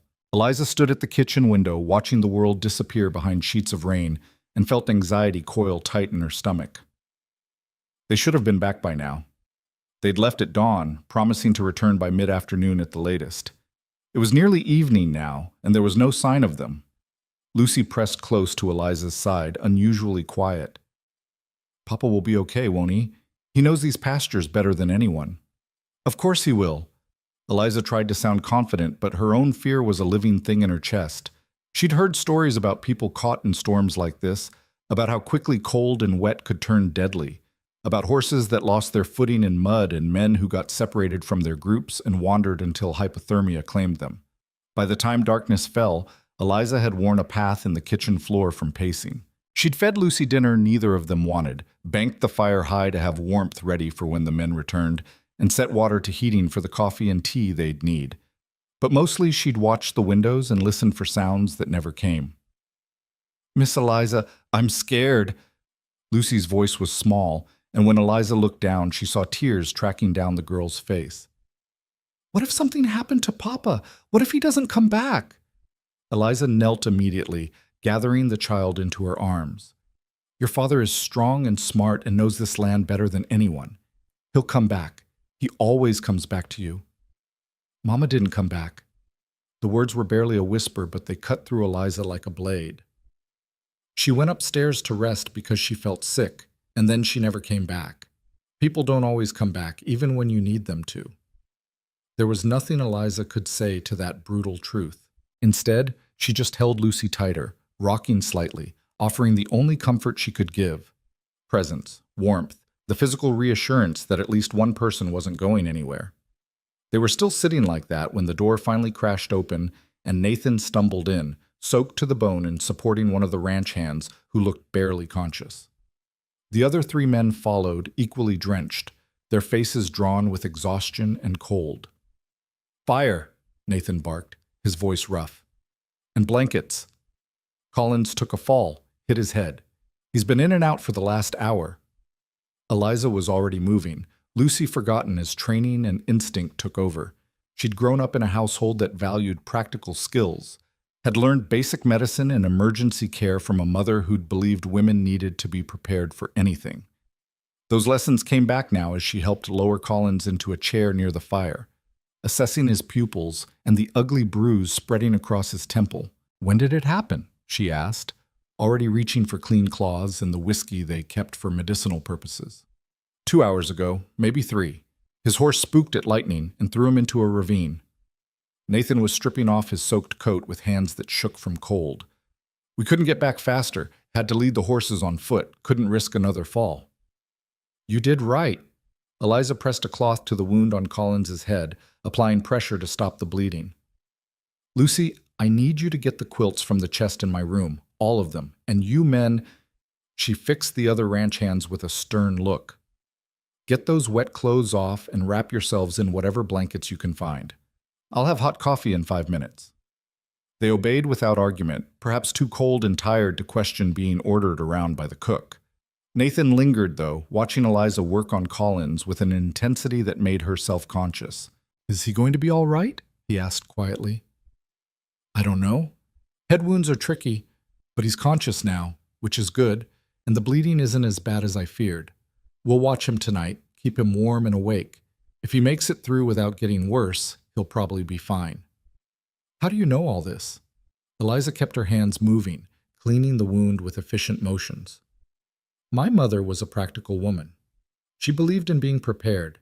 She taught me and my sisters basic medicine, sewing, cooking, everything we might need to survive without relying on anyone else." She paused, then added more softly. "Turns out she was right to worry. Those skills have saved me more than once." Nathan was chanting for a moment, then said, "You're full of surprises, Eliza Moore." She glanced up at him, taking in his soaked clothing, his pale face, the way he was barely standing. "And you're freezing. Go change before you catch pneumonia. I can handle this." "I know you can." But he didn't move immediately, his eyes holding hers with an expression she couldn't quite read.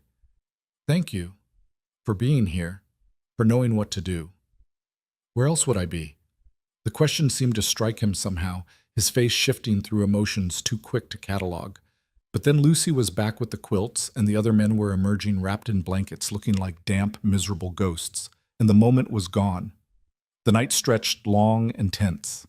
Eliza kept Collins awake by talking to him, asking questions about his family back east, his plans for the future, anything to keep him engaged and conscious. She checked his pupils every hour, watching for the signs of serious injury she'd been taught to recognize. The other men rotated through watches, too keyed up from the close call to sleep despite their exhaustion. Nathan changed into dry clothes but refused to rest, hovering nearby with a restlessness that spoke of guilt and responsibility. Lucy eventually fell asleep on the sofa, wrapped in one of the quilts, worn out by fear and relief. Around 2 in the morning, when Collins's eyes were finally focusing properly and his words were coming without the earlier confusion, Nathan touched Eliza's shoulder. "Step outside with me for a minute. You need a break." She wanted to argue, to insist Collins still needed watching, but Nathan was already gesturing to one of the other hands to take over. So she followed him out onto the porch, into air that had cleared with the storm's passing, cold and sharp and clean. The stars were out now, brilliant in the washed sky. The ranch lay quiet around them, water dripping from eaves and fence posts. The ground a muddy mess that would take days to dry. But they'd survived. Everyone had made it back. "That was too close," Nathan said, his voice rough with emotion. "Collins could have died out there. We all could have. One wrong step, one more hour of cold, and..." He trailed off, his hands gripping the porch rail tight enough that his knuckles showed white. "But you didn't. You're all here, alive and safe. Because we were lucky. Because the storm broke when it did. Because you knew what to do when we got back." He turned to face her, and in the starlight she could see the fear he was finally letting show. "I was out there thinking about Lucy, about her losing me the same way she lost her mother, about you having to be the one to tell her that her father wasn't coming home. And I realized..." He stopped, seeming to struggle with the words. "Realized what?" "That you're the person I trust with the most important thing in my life. That if something happened to me, you're the one I'd want raising my daughter. That somewhere along the way, you stopped being just the cook and became..." He paused, then said simply, "essential." Eliza's breath caught. "Nathan, I'm not saying this to make things complicated or to pressure you into anything," he continued quickly. "I'm saying it because it's true and because I almost died today without having said it. You matter, Eliza. To Lucy, yes, but also to me. More than I knew how to admit before tonight. She should step back, should maintain the careful distance they'd been preserving. But instead she moved closer, close enough to see the fine lines around his eyes, the silver threading through his hair, the vulnerability he was allowing her to witness. "You matter to me too," she whispered, "so much that it terrifies me." "Good." He reached out and tucked a strand of hair behind her ear, his touch gentle despite his work-roughened hands. "Fear means it's real, means it's worth protecting." They stood like that for a long moment, close enough to kiss but not quite touching, the space between them charged with possibility and promise. Then Lucy's voice called from inside, sleepy and seeking reassurance, and the spell broke. "We should go in," Nathan said, but he was smiling slightly, a real smile that reached his eyes and made him look younger, less burdened. "We should," Eliza agreed. But neither of them moved immediately, both reluctant to end this fragile moment of honesty. Finally, Nathan stepped back, though his hand lingered on her arm for just a second longer. "Things are going to change after this. Between us. Is that all right?" Eliza thought about all the reasons she should say no, should protect herself, should keep running. And then she thought about Lucy sleeping inside, about this man who'd defended her to an entire town, about the home they'd built together without either of them quite realizing it. "Yes," she said, "that's all right." The days following the storm brought both relief and tension. Collins recovered fully, the bruise on his head fading to yellow-green, his good humor returning along with his health. The men talked about their close call with the mixture of bravado and genuine fear that came from having looked death in the face and lived to tell about it. And the ranch slowly returned to its normal rhythms, though something fundamental had shifted. Nathan sought out Eliza more often now, small moments of connection that felt stolen and precious. A hand on her back as he passed in the kitchen, conversations that stretched longer than necessary, looks that carried weight and meaning, nothing overt, nothing that would confuse Lucy or make the ranch hands uncomfortable, but enough that Eliza felt it constantly, the pull toward something more, something deeper, something that felt inevitable and terrifying in equal measure. Lucy noticed, of course. Children always did. She began making pointed comments about how nice it was when Papa smiled, how Miss Eliza made Papa happy, How some of her friends in town had new mothers because their papas had remarried, and wasn't that nice? The statements were artless and transparent, a 6-year-old's attempt at matchmaking, but they made both adults squirm with their accuracy. "She's not subtle," Nathan said one afternoon, watching through the window as Lucy played in the yard, making elaborate stories with her dolls that seemed to heavily feature weddings and happy families.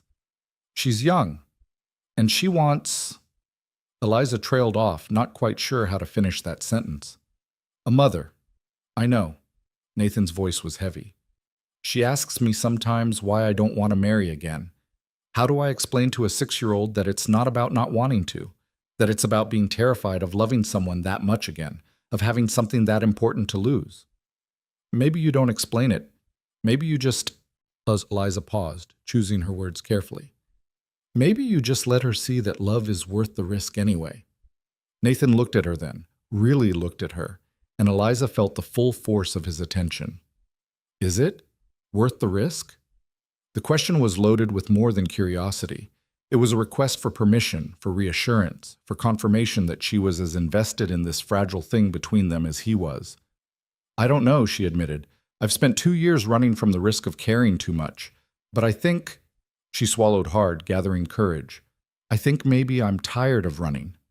Before Nathan could respond, before either of them could push the conversation toward the conclusion it seemed to be racing toward, Lucy's scream cut through the afternoon air like a blade. They were both moving instantly, running toward the sound without thought or hesitation. Eliza reached the yard first and felt her heart stop at what she saw. Lucy on the ground, clutching her leg, blood seeping between her small fingers. And behind her, the old garden rake that Eliza had warned needed to be put away, its rusty tines pointing skyward. "I didn't see it," Lucy sobbed. "I was running, and I didn't see it, and it went right through my boot, and it hurts, Miss Eliza. It hurts so bad." Nathan was already scooping his daughter up, his face gone white with fear. "How deep? Can you tell how deep it went?" Eliza carefully moved Lucy's hands, assessing the wound. It was bad.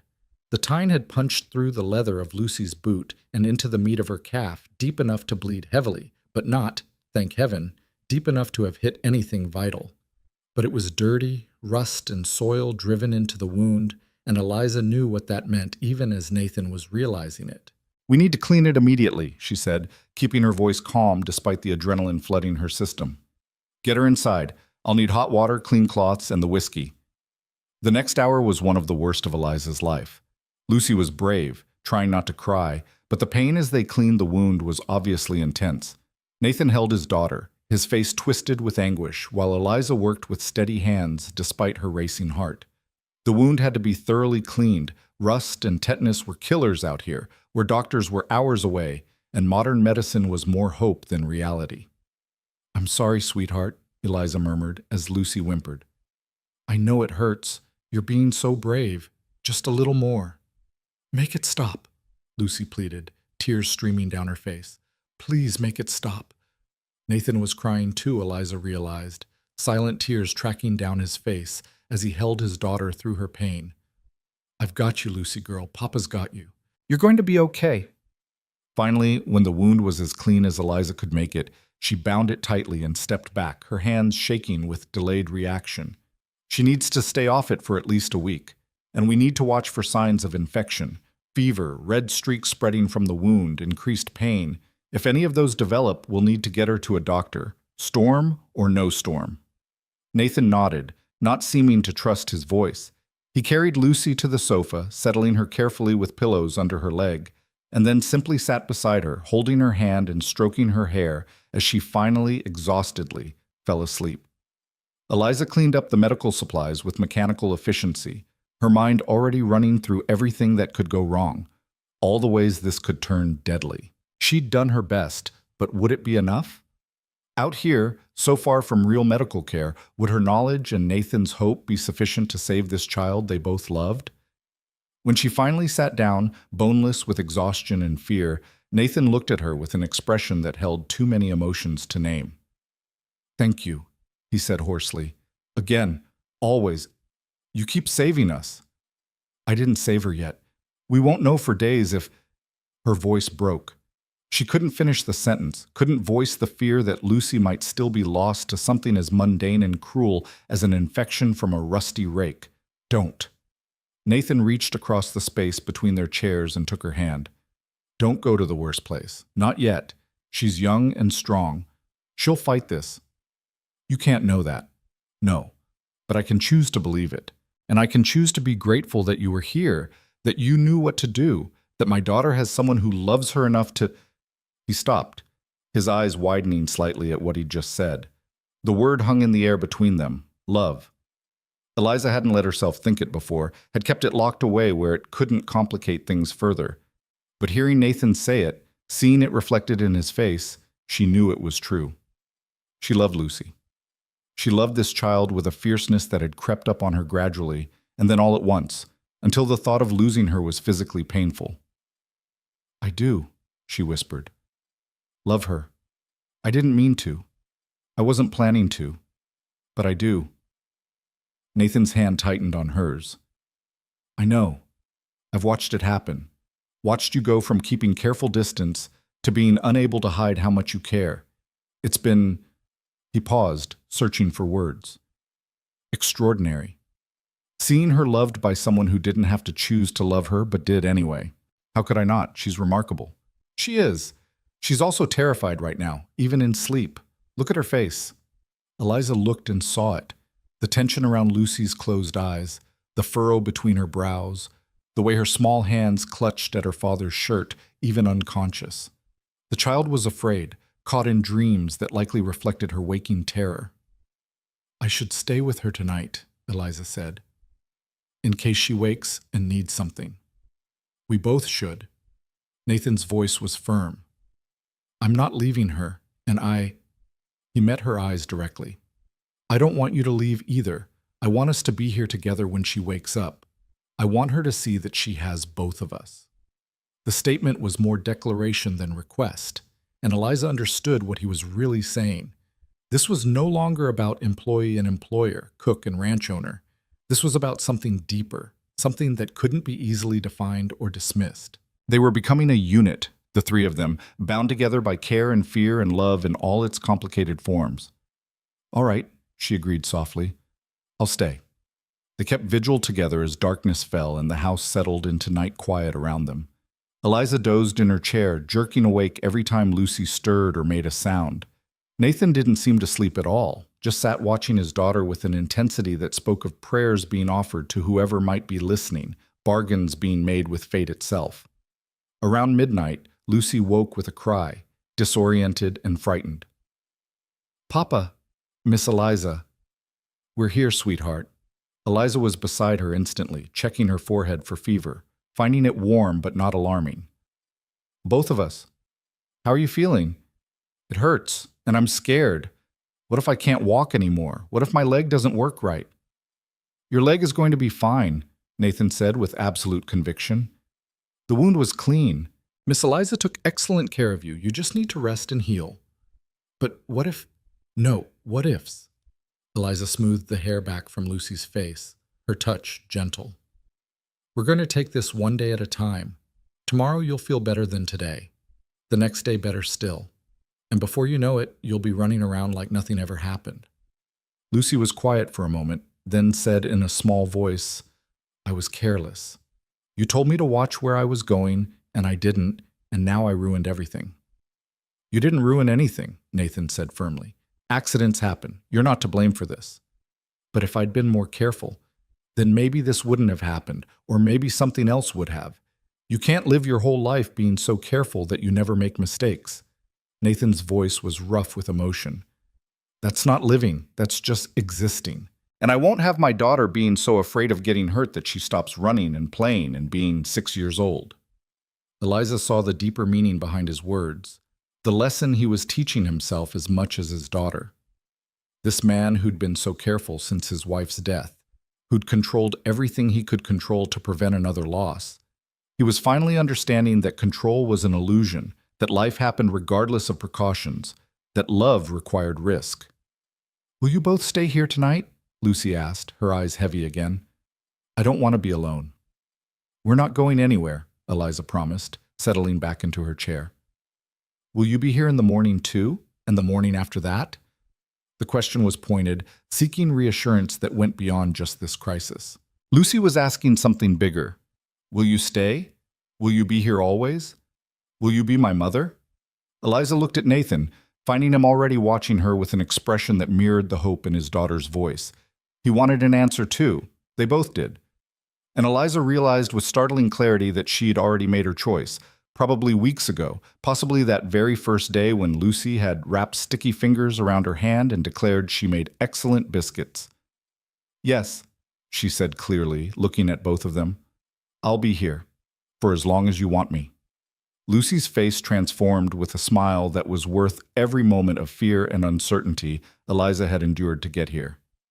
I knew it, the girl whispered. I knew you were supposed to be my mama. I picked you the day you came. I saw you and I just knew. The statement should have been impossible, a child picking a mother the way one might pick a flower or a pretty stone.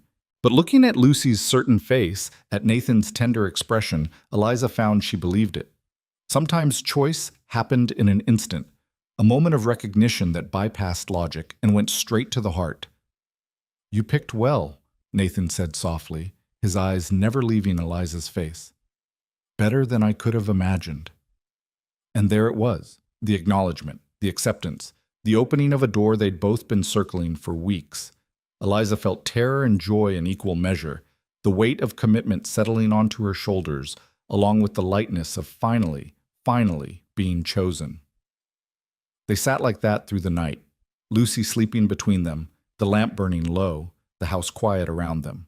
And when dawn finally came, painting the eastern sky in shades of rose and gold, Eliza woke to find Nathan watching her with an expression so full of tenderness it made her throat tight. Morning, he whispered. Morning. She checked Lucy automatically, finding her sleeping peacefully, her forehead cool beneath Eliza's palm. Fever's down. That's good. Everything's good. Nathan stood, stretching the stiffness from his back, then moved around the sofa to stand beside Eliza's chair. Better than good. Better than I thought possible. Before she could respond, before she could second-guess or retreat back into fear, he bent and kissed her forehead, brief and chaste and loaded with promise. Thank you, he said simply, for staying, for choosing us, for being brave enough to let yourself care. Eliza looked up at him, this good man who'd given her sanctuary when she needed it most, who'd defended her honor and trusted her heart and made space for her in his life without demands or conditions. Thank you for making me want to stay. Lucy stirred between them, her eyes fluttering open. Are you kissing? She asked hopefully. Not yet, Nathan said, his mouth quirking in amusement. But maybe someday soon. Good. Lucy's smile was satisfied, like a general who'd just won a difficult campaign. I've been working very hard to make that happen. It was getting exhausting. Despite everything, the fear, the exhaustion, the uncertainty that still lingered, Eliza laughed. This child, this impossible, wonderful, perceptive child who'd decided Eliza belonged in her family and had worked tirelessly to make it so. You're a schemer, Lucy Hale, she said, unable to keep the affection from her voice. I'm a girl who knows what she wants. Lucy reached out and took both their hands, pulling them together over her small body. And I want us to be a family. A real family. Is that okay? Nathan's hand was warm beneath Eliza's, his fingers curling around hers in a gesture that felt like both question and answer. That's more than okay, he said, his voice rough with emotion. That's everything.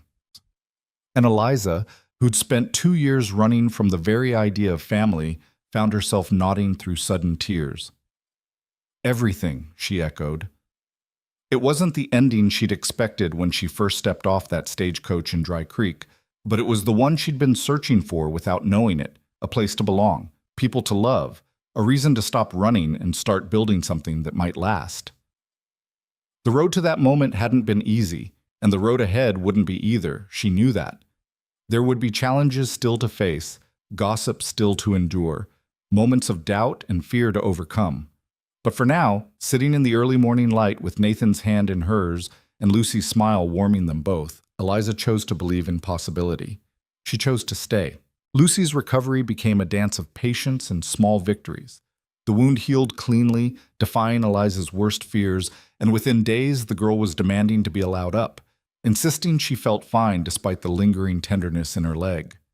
Nathan remained cautiously overprotective, carrying her from room to room even when she protested, his face still haunted by how close they'd come to losing her. "Papa, I can walk," Lucy complained on the fourth day, squirming in his arms as he carried her to the kitchen table for breakfast. "My leg barely hurts anymore." "Doctor says another week of rest." Nathan set her down gently, arranging pillows behind her back with exaggerated care. "We didn't see a doctor. Miss Eliza took care of me." "Then Miss Eliza says another week of rest." Lucy turned pleading eyes to Eliza, who was flipping pancakes at the stove. "Do I really have to stay sitting for a whole week? That's forever." "Not forever, just 7 more days. And your father's right. Better to heal completely than to rush it and make things worse." Eliza slid pancakes onto plates, golden and perfect, steam rising into the cool morning air. "Besides, this gives you time to help me plan the Thanksgiving meal.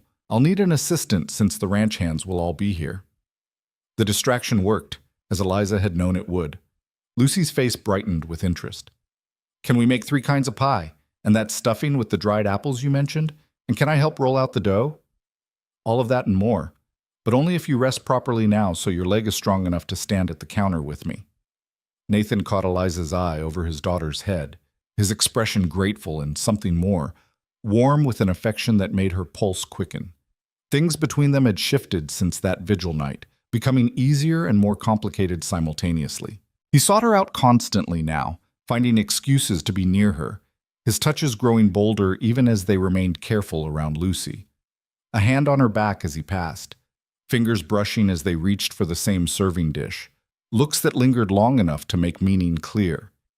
They hadn't spoken about what was happening between them, hadn't defined or labeled the growing intimacy.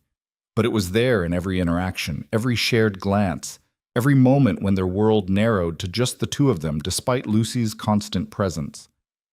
Eliza felt it like a current pulling her forward, thrilling and terrifying in equal measure. The ranch hands noticed too, their knowing glances and half-hidden smiles suggesting they approved of whatever was developing between their boss and the woman who'd fed them well and earned their respect. Even Collins, still sporting a fading bruise from his fall, made a point of telling Eliza one morning that the boss seemed lighter somehow, less burdened. "Haven't seen him like this since before Mrs. Hale passed," the ranch hand said, accepting a second cup of coffee with a grateful nod. "It's good. He's been alone too long, carrying too much. Man needs someone to share the load with." Eliza didn't know how to respond to that, so she just refilled his cup and changed the subject. But the words stayed with her, echoing through her mind as she worked. Nathan had been alone, she realized, profoundly, achingly alone, despite being surrounded by people who worked for him and a daughter who adored him. He'd built walls after Sarah's death, protective barriers that kept grief contained but also kept connection out. And somehow, without planning to, Eliza had slipped through those walls and found the man inside, lonely and afraid, but still capable of hoping, still willing to risk caring again. The question was whether she was brave enough to let him keep caring, whether she was strong enough to stay when everything in her history screamed that staying meant vulnerability, and vulnerability meant loss. "You're thinking too hard," Nathan's voice startled her from her thoughts.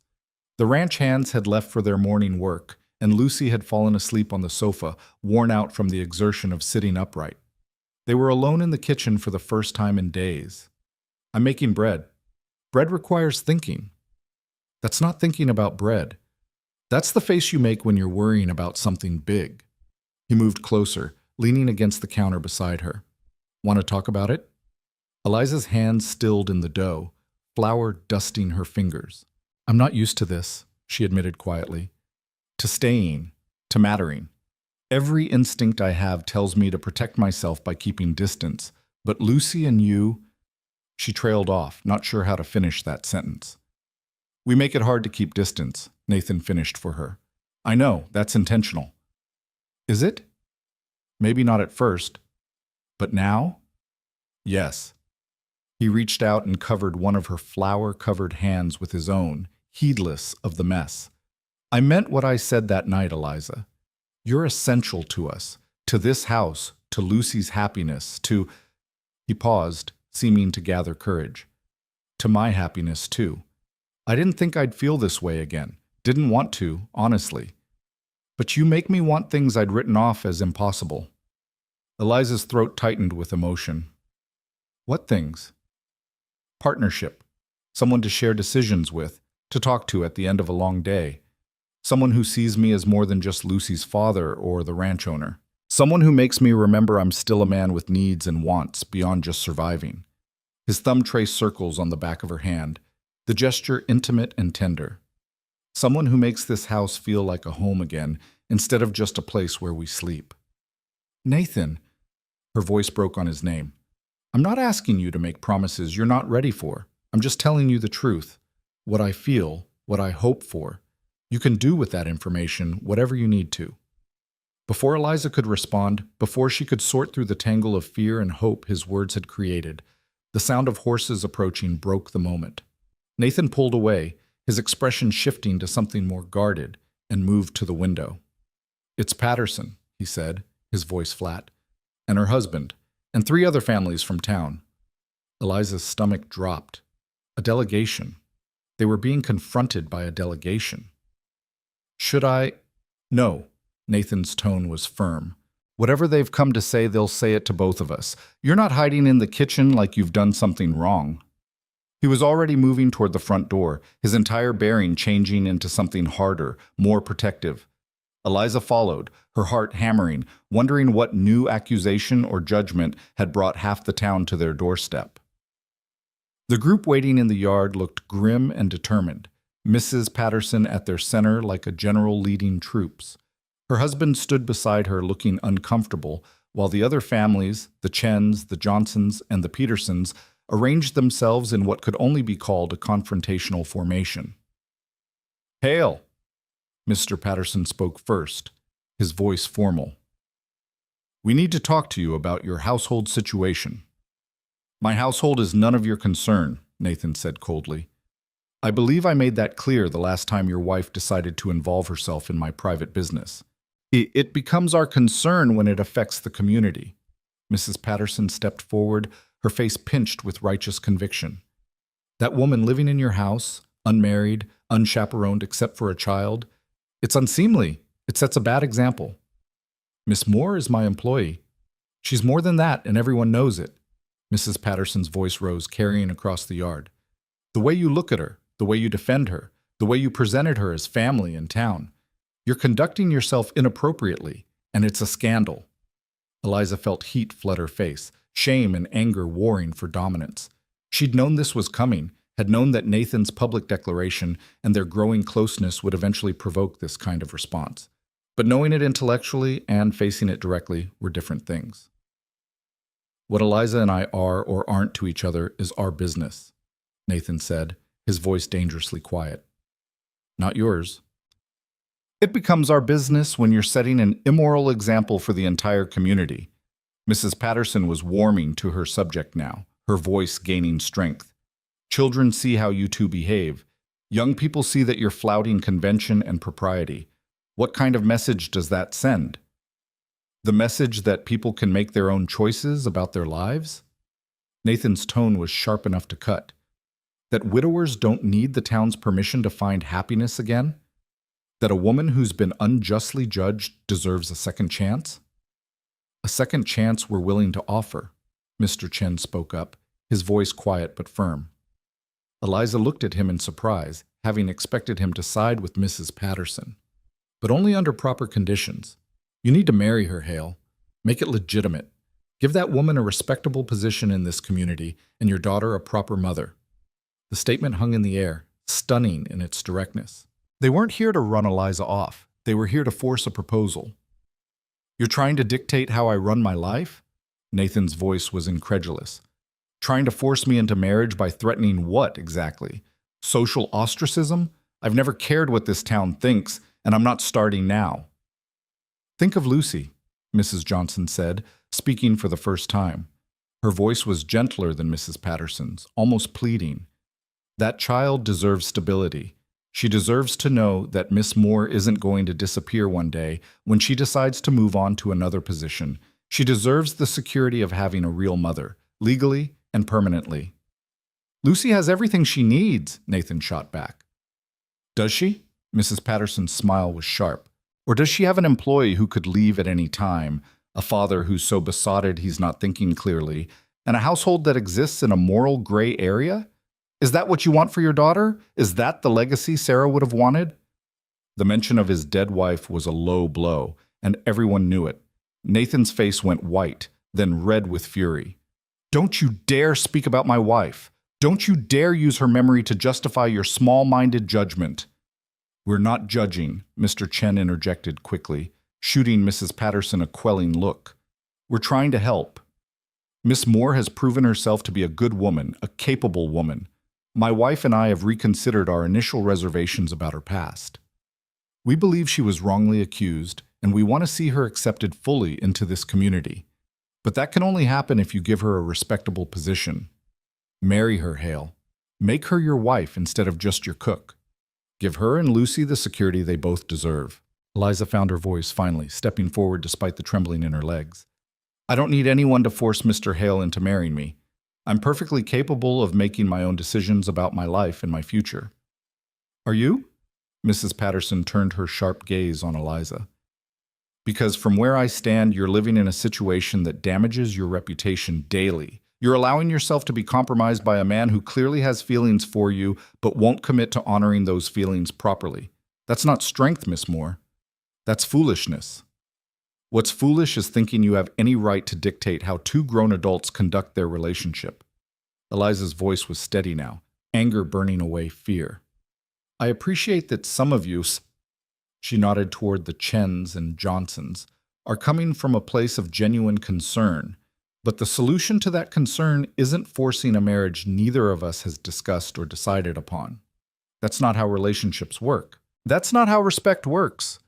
So you admit there is a relationship, Mrs. Patterson pounced on the word, an inappropriate relationship that needs to be legitimized. What I admit is that I care about Nathan and Lucy. What I won't admit is that caring for someone requires me to marry them just to satisfy your sense of propriety. Eliza drew herself up to her full height, finding courage she hadn't known she possessed. I've spent 2 years being judged by people who didn't know me, who decided who I was based on accusations rather than evidence. I'm done letting other people's opinions dictate my choices. If and when Nathan and I decide to marry, it will be because we choose to, not because a group of neighbors showed up demanding it. The silence that followed was profound. Even Mrs. Patterson seemed momentarily at a loss for words, her mouth opening and closing without sound.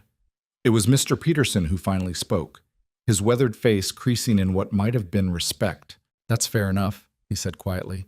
Can't argue with a woman who knows her own mind. He looked at Nathan. Your business is your business, Hale. We just wanted to make sure everyone's being treated right, that's all. Eliza is being treated with the respect and care she deserves, Nathan said firmly. But I appreciate your concern. Now, if you'll excuse us, my daughter is recovering from an injury and needs our attention. It was a clear dismissal, and most of the group began moving toward their wagons, the confrontation deflating now that both Nathan and Eliza had held their ground. But Mrs. Patterson wasn't finished yet. This isn't over, she said, her voice low and bitter. People are watching. People are talking.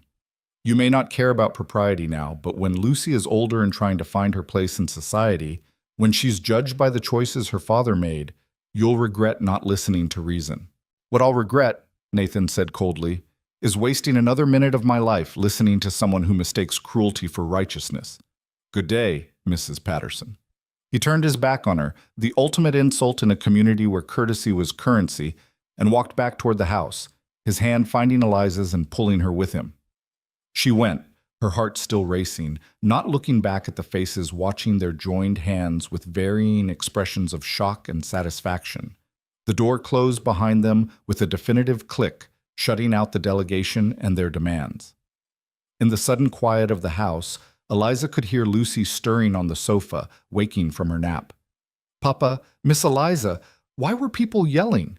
Nathan released Eliza's hand and went to his daughter, kneeling beside the sofa. Just some neighbors who thought they knew what was best for us. Nothing to worry about. Were they being mean to Miss Eliza again?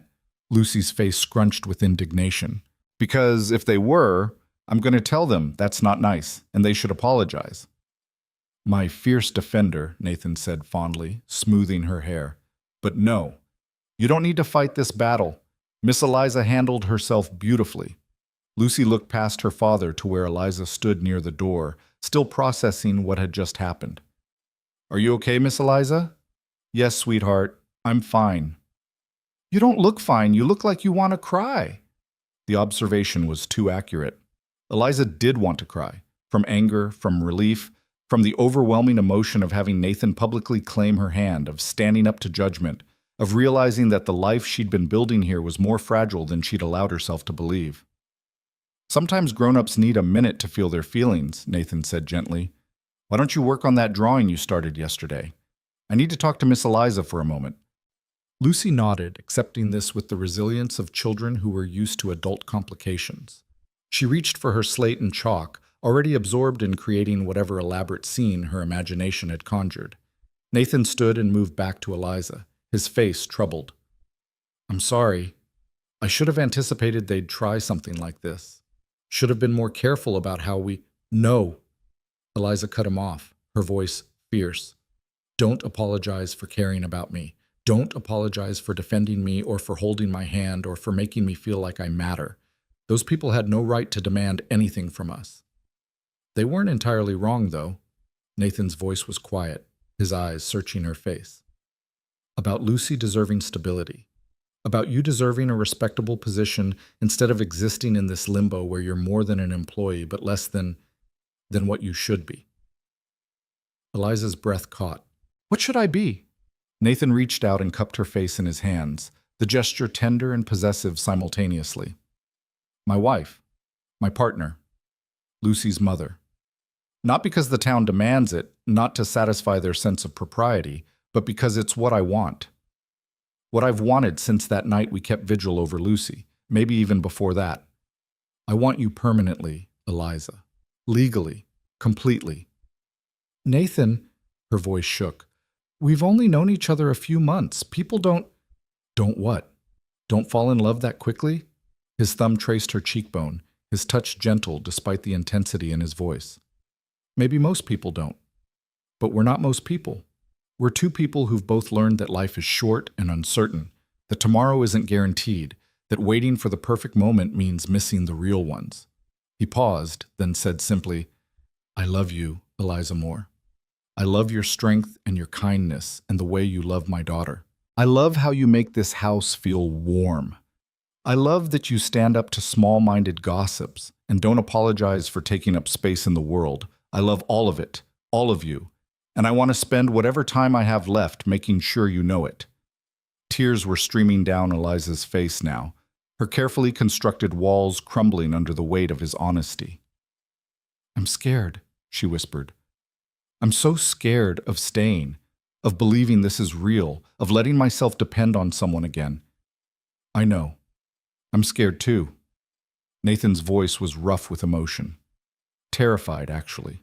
Of losing you, of not being enough, of all the ways this could go wrong. But I'm more scared of not trying, of letting fear win, of waking up a year from now and realizing I let the best thing in my life walk away because I was too afraid to fight for it. I don't want to walk away, Eliza admitted. I want to stay so badly it hurts. But I don't know how to believe in permanence anymore. I don't know how to trust that this won't be taken away. Then we'll learn together. Nathan's forehead came to rest against hers, their breath mingling in the small space between them. We'll take it one day at a time, one moment at a time. We'll build something strong enough to weather whatever comes. But we'll do it together, as partners, as equals. Not because anyone is forcing us to, but because we choose to. Is this a proposal? Eliza asked, half laughing through her tears. Would you like it to be? She pulled back enough to see his face, to read the vulnerability and hope written there in equal measure. This man who'd lost so much and still found the courage to risk loving again. This man who'd defended her to an entire community, who'd given her sanctuary and respect in something she'd stopped believing existed, a place to belong. Yes, she said, the word coming out strong and sure despite her shaking. Yes, I would like it to be a proposal. And yes, I would like to accept it. Not because Mrs. Patterson thinks we should, not to give Lucy security, though I want that too.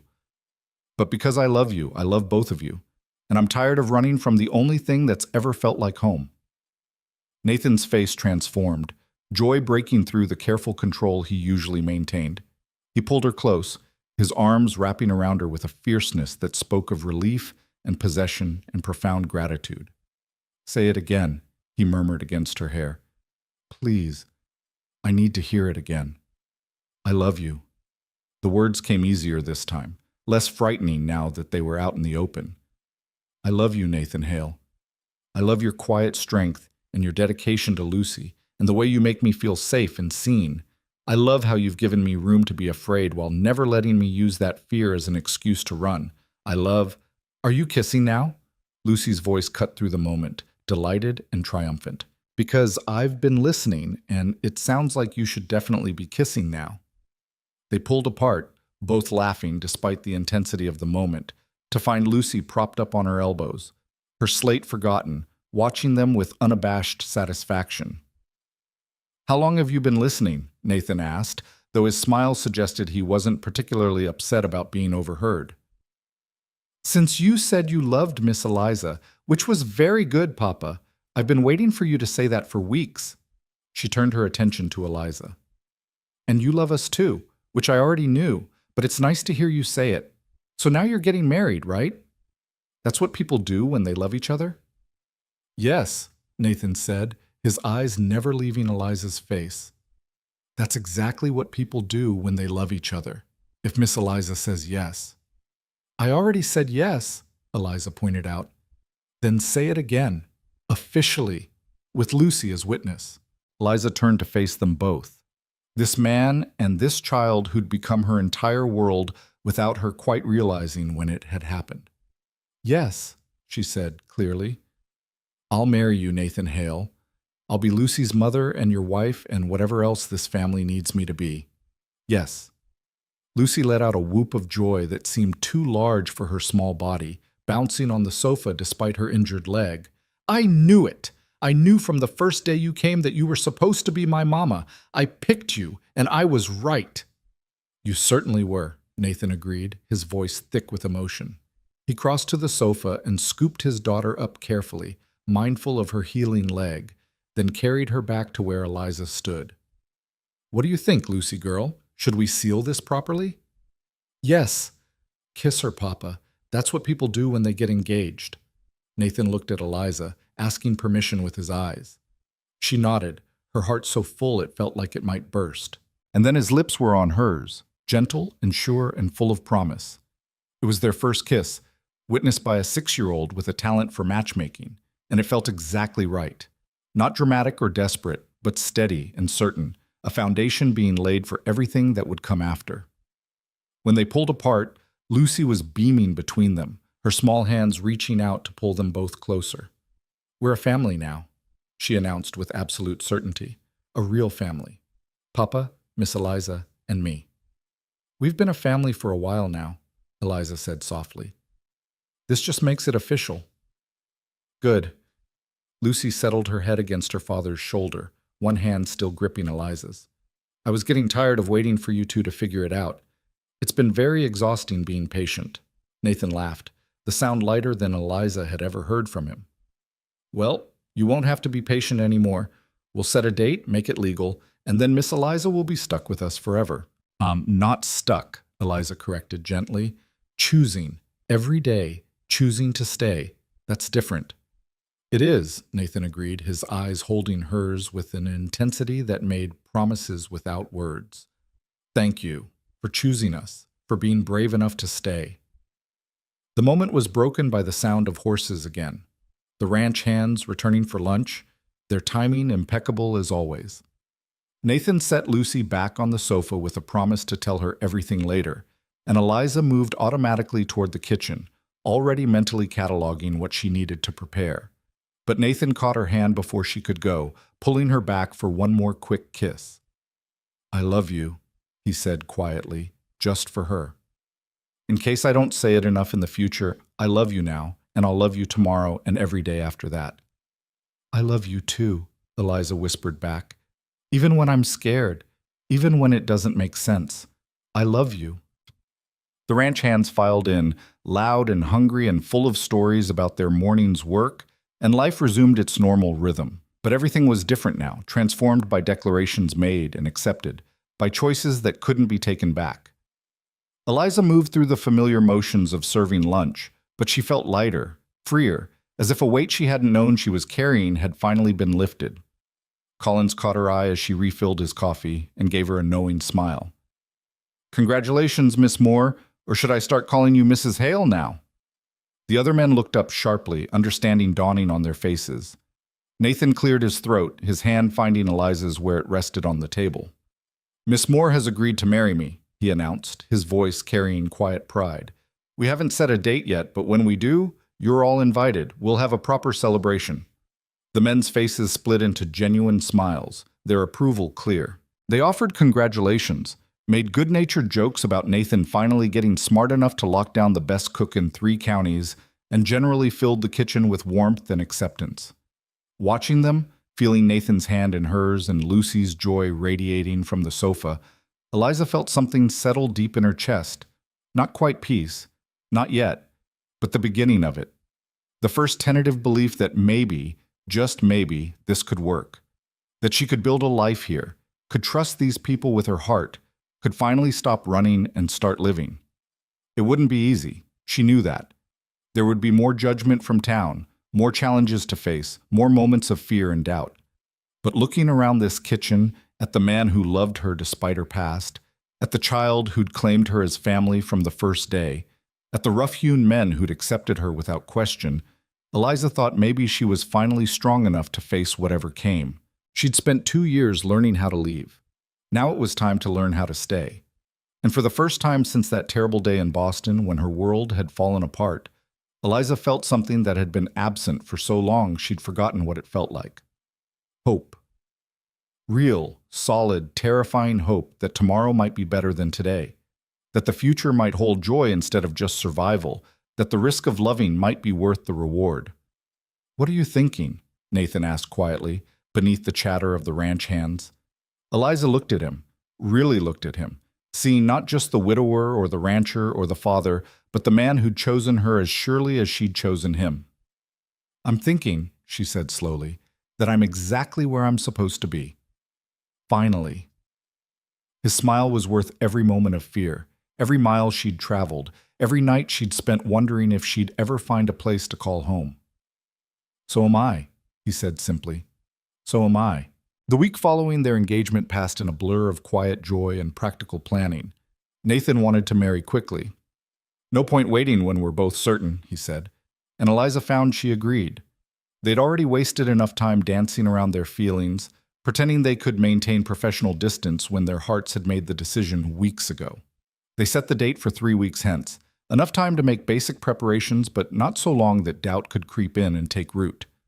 Lucy threw herself into wedding planning with the enthusiasm only a 6-year-old could muster, drawing elaborate pictures of what Eliza should wear and insisting they needed flowers everywhere, even though November in Montana meant most flowers had long since surrendered to frost. We'll make it work, Eliza promised, watching Lucy sketch yet another dress design with her tongue caught between her teeth in concentration. Maybe dried flowers or pine branches with berries, something that fits the season. As long as you look like a princess, Lucy said seriously. Brides are supposed to look like princesses. It's a rule. Where did you hear that rule? I made it up, but it's still true. Nathan, watching from the doorway with his coffee cup halfway to his lips, laughed, a sound that was becoming more common in the house, filling spaces that had been silent too long. I think Miss Eliza will look beautiful no matter what she wears, he said, his eyes warm on Eliza's face. Though I agree with Lucy about the princess part. You're both ridiculous, Eliza said, but she was smiling, feeling the warmth of their affection like sunlight after a long winter. This was what family felt like, she realized. Not perfection or constant harmony, but this easy comfort, this sense of being seen and valued, this knowledge that she could be herself, flaws and fears and all, and still be loved.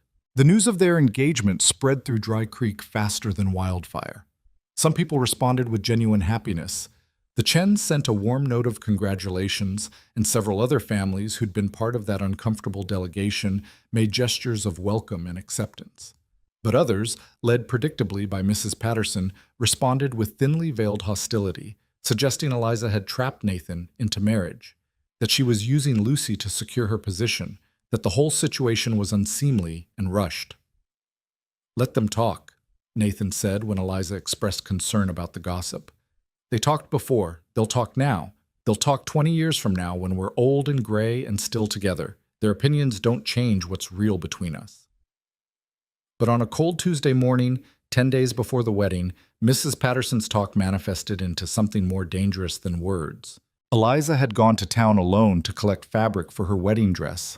Nothing fancy, just a simple blue wool that would be practical for everyday wear afterward, when she found herself cornered in the general store by a group of women led by the indomitable Mrs. Patterson herself. "Miss Moore." Mrs. Patterson's voice was syrupy sweet, which immediately put Eliza on guard. Or should I say, almost Mrs. Hale. "We heard about your upcoming nuptials. How fortunate for you, landing such a respectable position after your difficulties back east." Eliza felt her spine stiffen, recognizing the trap being laid. "If you have something to say, Mrs. Patterson, please say it directly. I don't have time for games." "Games?" Mrs. Patterson's eyes widened in mock innocence. "I'm simply concerned, as any caring member of this community would be. After all, Mr. Hale is marrying you without knowing the full truth of what happened in Boston, isn't he? Without understanding the real reason you left?" The other women shifted uncomfortably, some looking genuinely curious, others seeming to wish they were anywhere else. Eliza forced herself to remain calm, though her heart was racing. "Nathan knows everything he needs to know about my past." "Does he? Does he know that you weren't just accused of theft, but that the family you worked for found you in the mistress's bedroom at midnight, going through her jewelry box? That you claimed you were simply returning a borrowed brooch, but no one could verify your story? That the only reason you weren't convicted was because the family chose not to press charges fully, wanting to avoid scandal?" The words hit Eliza like physical blows, each one a twist of the truth designed to paint her in the worst possible light. Yes, she'd been in Mrs. Ashford's room late at night. Yes, she'd been near the jewelry box. But she'd been returning a brooch Mrs. Ashford had lent her weeks earlier for a formal dinner, returning it only when she'd finally located it in her room where it had fallen behind a drawer. The timing had been terrible, her explanation weak-sounding even to her own ears, and when jewelry went missing the next day, she'd been the obvious suspect. "That's not," Eliza started, but Mrs. Patterson cut her off. "I've corresponded with people in Boston, you see, made inquiries. It's amazing what you can learn when you ask the right questions. And what I learned is that you're not the innocent victim you've portrayed yourself as. You're a woman who was caught red-handed and barely escaped prosecution, who's been moving from town to town one step ahead of her reputation, and who's now managed to ensnare a lonely widower by playing on his daughter's affections." "That's enough." Eliza's voice was sharp, cutting through Mrs. Patterson's tirade. "You've twisted the facts to suit your narrative, as you've done from the beginning, but the truth is simple. I was accused, I was tried, I was acquitted. Everything else is speculation and malice." "Is it?" Mrs. Patterson smiled, triumphant. "Then why don't we ask Mr. Hale what he thinks when he hears the full story, when he learns exactly what kind of woman he's bringing into his home as a mother to his precious daughter?" "He already knows." The voice came from behind Eliza, deep and cold with fury. Nathan stood in the doorway of the general store, his face carved from granite, his eyes blazing with an anger Eliza had never seen from him. "He knows because Eliza told me everything the first week she was here. Every detail, every accusation, every moment of that nightmare. She's been honest with me from the start, which is more than I can say for you, Mrs. Patterson." The store had gone deadly silent. Even Mr. Jenkins had stopped his inventory work to watch the confrontation unfold. Mrs. Patterson's face had paled, her confident posture faltering. I was simply trying to ensure you had all the information. You were trying to destroy a good woman's reputation because she dared to find happiness you don't think she deserves. Nathan moved to stand beside Eliza, his presence solid and protective. You've made it your mission to punish her for crimes she didn't commit, to poison this community against her, to use twisted versions of truth to justify your own cruelty. I'm done being polite about it. Mr. Hale, I understand you're defensive of your fiancée, but she's not my fiancée. She's my family. Nathan's voice was flat, implacable. And you've just slandered a member of my family in public, using information you obtained through what I can only assume was malicious correspondence designed to dig up dirt. That tells me everything I need to know about your character, Mrs. Patterson. And frankly, I find it lacking. Mrs. Patterson's face flushed red with humiliation and rage. You'll regret this, both of you. When people learn the truth about her past, when they understand what you're bringing into your home, then let them learn. Nathan's voice rose, carrying to every corner of the store and likely beyond. Let them know that Eliza Moore was falsely accused by people who needed someone to blame for their own carelessness. Let them know she endured a trial that found her innocent. Let them know she's worked honestly in 4 towns since then, leaving each one not because she was run off, but because people like you made it impossible for her to stay. Let them know all of it, and then let them judge who's really in the wrong here. He turned to address the entire store, his voice ringing with conviction. Eliza Moore is the strongest, most courageous woman I've ever known. She could have stayed silent about her past, could have hidden it, and hoped I never found out. Instead, she told me everything, gave me all the reasons I might choose not to trust her, and let me make my own decision. That's integrity. That's honesty. That's the kind of character I want my daughter to learn from.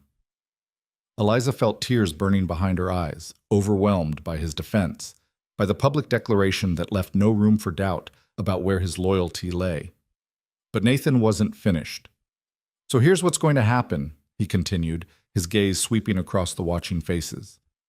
Eliza and I are getting married next week. Anyone who wants to attend and celebrate with us is welcome. Anyone who wants to continue judging her based on lies and rumors can stay away. But either way, she's going to be my wife, Lucy's mother, and a permanent member of this community. And anyone who can't accept that can answer to me. The silence that followed was profound. Mrs. Patterson looked like she wanted to argue further but couldn't find the words. The other women had retreated slightly, distancing themselves from her now that Nathan had made his position so unmistakably clear. Even Mr. Jenkins was nodding slowly, his weathered face approving. Finally, Mrs. Chen stepped forward from where she'd been standing near the fabric section. You have my support, she said quietly, looking at Eliza.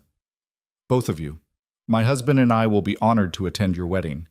She turned to Mrs. Patterson, her usually gentle face stern. And I think you owe Miss Moore an apology for spreading malicious gossip. I will not. Then you should leave. Mrs. Chen's voice was firm. I may not own this store, but I spend enough money here to have an opinion about who's welcome in it, and right now, I don't think you are. Mrs.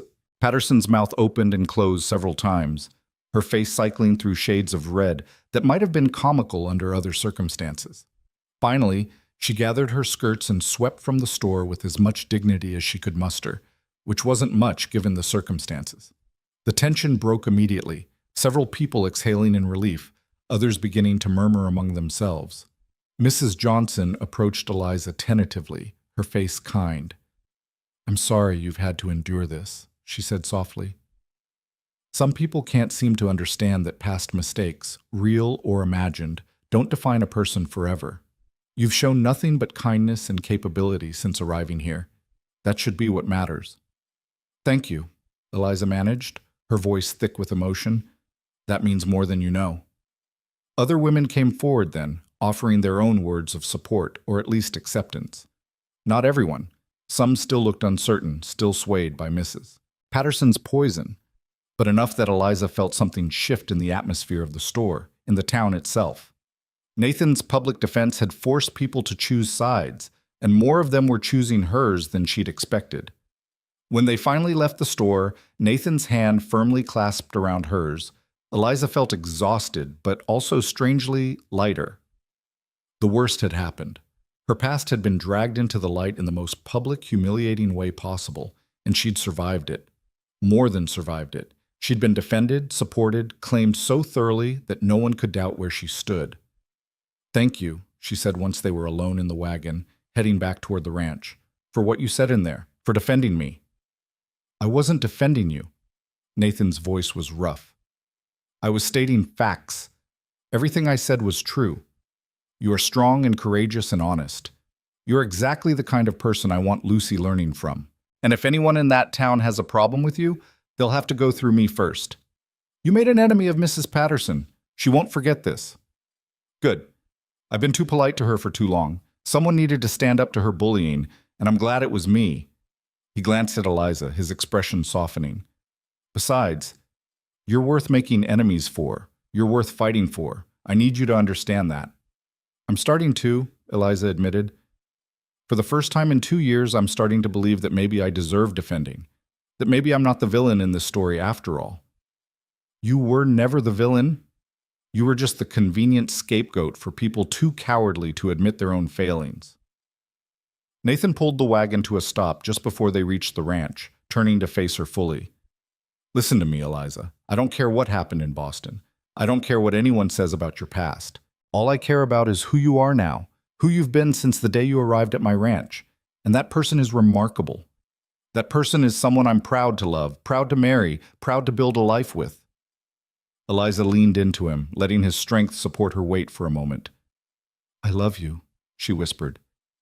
"Even when I'm scared, even when I think I don't deserve this happiness, I love you." "You deserve everything good this world has to offer," Nathan said firmly, "and I intend to spend the rest of my life proving it to you." They sat like that for a long moment, the Montana sky vast above them, the ranch waiting ahead. Then Nathan clicked to the horses and they moved forward, toward home, toward the life they were building together despite all the obstacles thrown in their path. Lucy was waiting on the porch when they arrived, having been left in the care of Collins while they went to town. She took one look at their faces, and her expression shifted from excitement to concern. "What happened? Did Mrs. Patterson say mean things again?" "She tried," Nathan said, lifting his daughter down from the porch. "But it didn't work. Miss Eliza has too many people on her side now." "Good." Lucy's face was fierce, protective in a way that reminded Eliza so much of Nathan it made her chest tight. "I don't like Mrs. Patterson. She has a mean face." "Lucy," Nathan started, but Eliza cut him off with a laugh. "It's all right. She does have a mean face. But more importantly, she has a mean heart, and that's what really matters. We don't have to like her, but we can pity her. People who spread that much poison are usually unhappy themselves." "Are you unhappy, Miss Eliza?" Lucy's question was direct, concerned. "Because of what Mrs. Patterson said?" Eliza knelt in front of the girl, taking both her small hands. "You know what? I'm not. I thought I would be. I thought having my past dragged out in public would destroy me. But your father stood up for me. Other people stood up for me. And I realized that the truth is stronger than lies, and love is stronger than hate.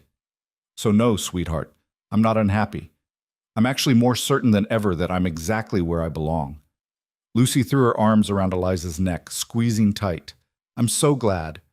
Because I need you to be my mama, and mamas can't be unhappy on their wedding day. It's not allowed." "Well, then I'll make sure to be extremely happy," Eliza promised, holding the girl close and breathing in the scent of her hair, sunshine and innocence and the particular sweetness of childhood. The days leading up to the wedding passed quickly, filled with preparations that felt more significant than their simplicity suggested. Eliza sewed her dress by lamplight after Lucy went to bed, her stitches small and even, her mind quiet for perhaps the first time since leaving Boston. Nathan built a new shelf in what would become their shared bedroom, his hammer strikes rhythmic and sure. And Lucy made decorations from dried flowers and pine branches, her imagination transforming humble materials into something beautiful. The ranch hands pitched in too, cleaning the barn for the celebration, building extra tables, generally making themselves useful in the gruff, practical way of men who weren't comfortable with sentiment but understood its importance. Collins pulled Eliza aside one afternoon and pressed a small wooden box into her hands. "Made this for you," he said, looking embarrassed. "For your wedding. It's not much, just a little jewelry box. Figured every woman should have a place to keep her treasures. Eliza opened it to find a beautifully crafted box with a simple clasp, the wood smooth and warm under her fingers. Collins, this is wonderful. Thank you. Least I could do. You saved my life when I took that fall, and you've been feeding us better than we've eaten in years. Seemed right to mark the occasion proper. He shuffled his feet, then added, also, for what it's worth, the boss is happier than I've ever seen him. You're good for him. Good for all of us, really. So thank you for staying. The sentiment, coming from a man of few words, touched Eliza deeply. She thanked him again, her voice thick with emotion, and carried the box to her room where she placed it carefully on the dresser. It was the first wedding gift she'd received, and somehow that made it more precious than anything elaborate could have been. 2 days before the wedding, a package arrived from town with a note from Mrs. Chen. Inside was a beautiful shawl in soft cream wool, delicate and warm, clearly made with skill and care. For your wedding day, the note read. Every bride deserves something special. My husband and I are honored to witness your marriage and to welcome you properly into our community. What Mrs. Patterson did was wrong, and many of us want you to know we don't share her views. Wishing you every happiness. Agatha Chen. Eliza held the shawl against her chest, overwhelmed by the kindness of near strangers who'd chosen to see her as she was, rather than as Mrs. Patterson had painted her. Nathan found her like that, sitting on the edge of their bed with tears streaming down her face. What's wrong? He asked, alarmed. Nothing's wrong. She showed him the shawl, the note. Everything's right. I forgot what it felt like to be welcomed, to be wanted, and now I remember, and it's almost too much. Nathan sat beside her, pulling her close. Get used to it. You're going to be wanted and welcomed every day for the rest of your life. That's what family does. That's what love means. The wedding day arrived cold and clear, the sky a brilliant blue that seemed to promise good things. Eliza woke early, her stomach fluttering with nerves and excitement, to find Lucy already awake and bouncing on the foot of her bed. It's today! You're getting married today. Can I help you get ready? Can I do your hair? Are you nervous? Because Papa is nervous. I heard him pacing in his room super early this morning. He was probably just excited, Eliza said, laughing at Lucy's enthusiasm. And yes, you can absolutely help me get ready. We'll make a whole day of it. They did exactly that, turning the preparation into a celebration in itself. Lucy brushed Eliza's hair until it shone, then helped weave it into a simple style with small dried flowers tucked throughout.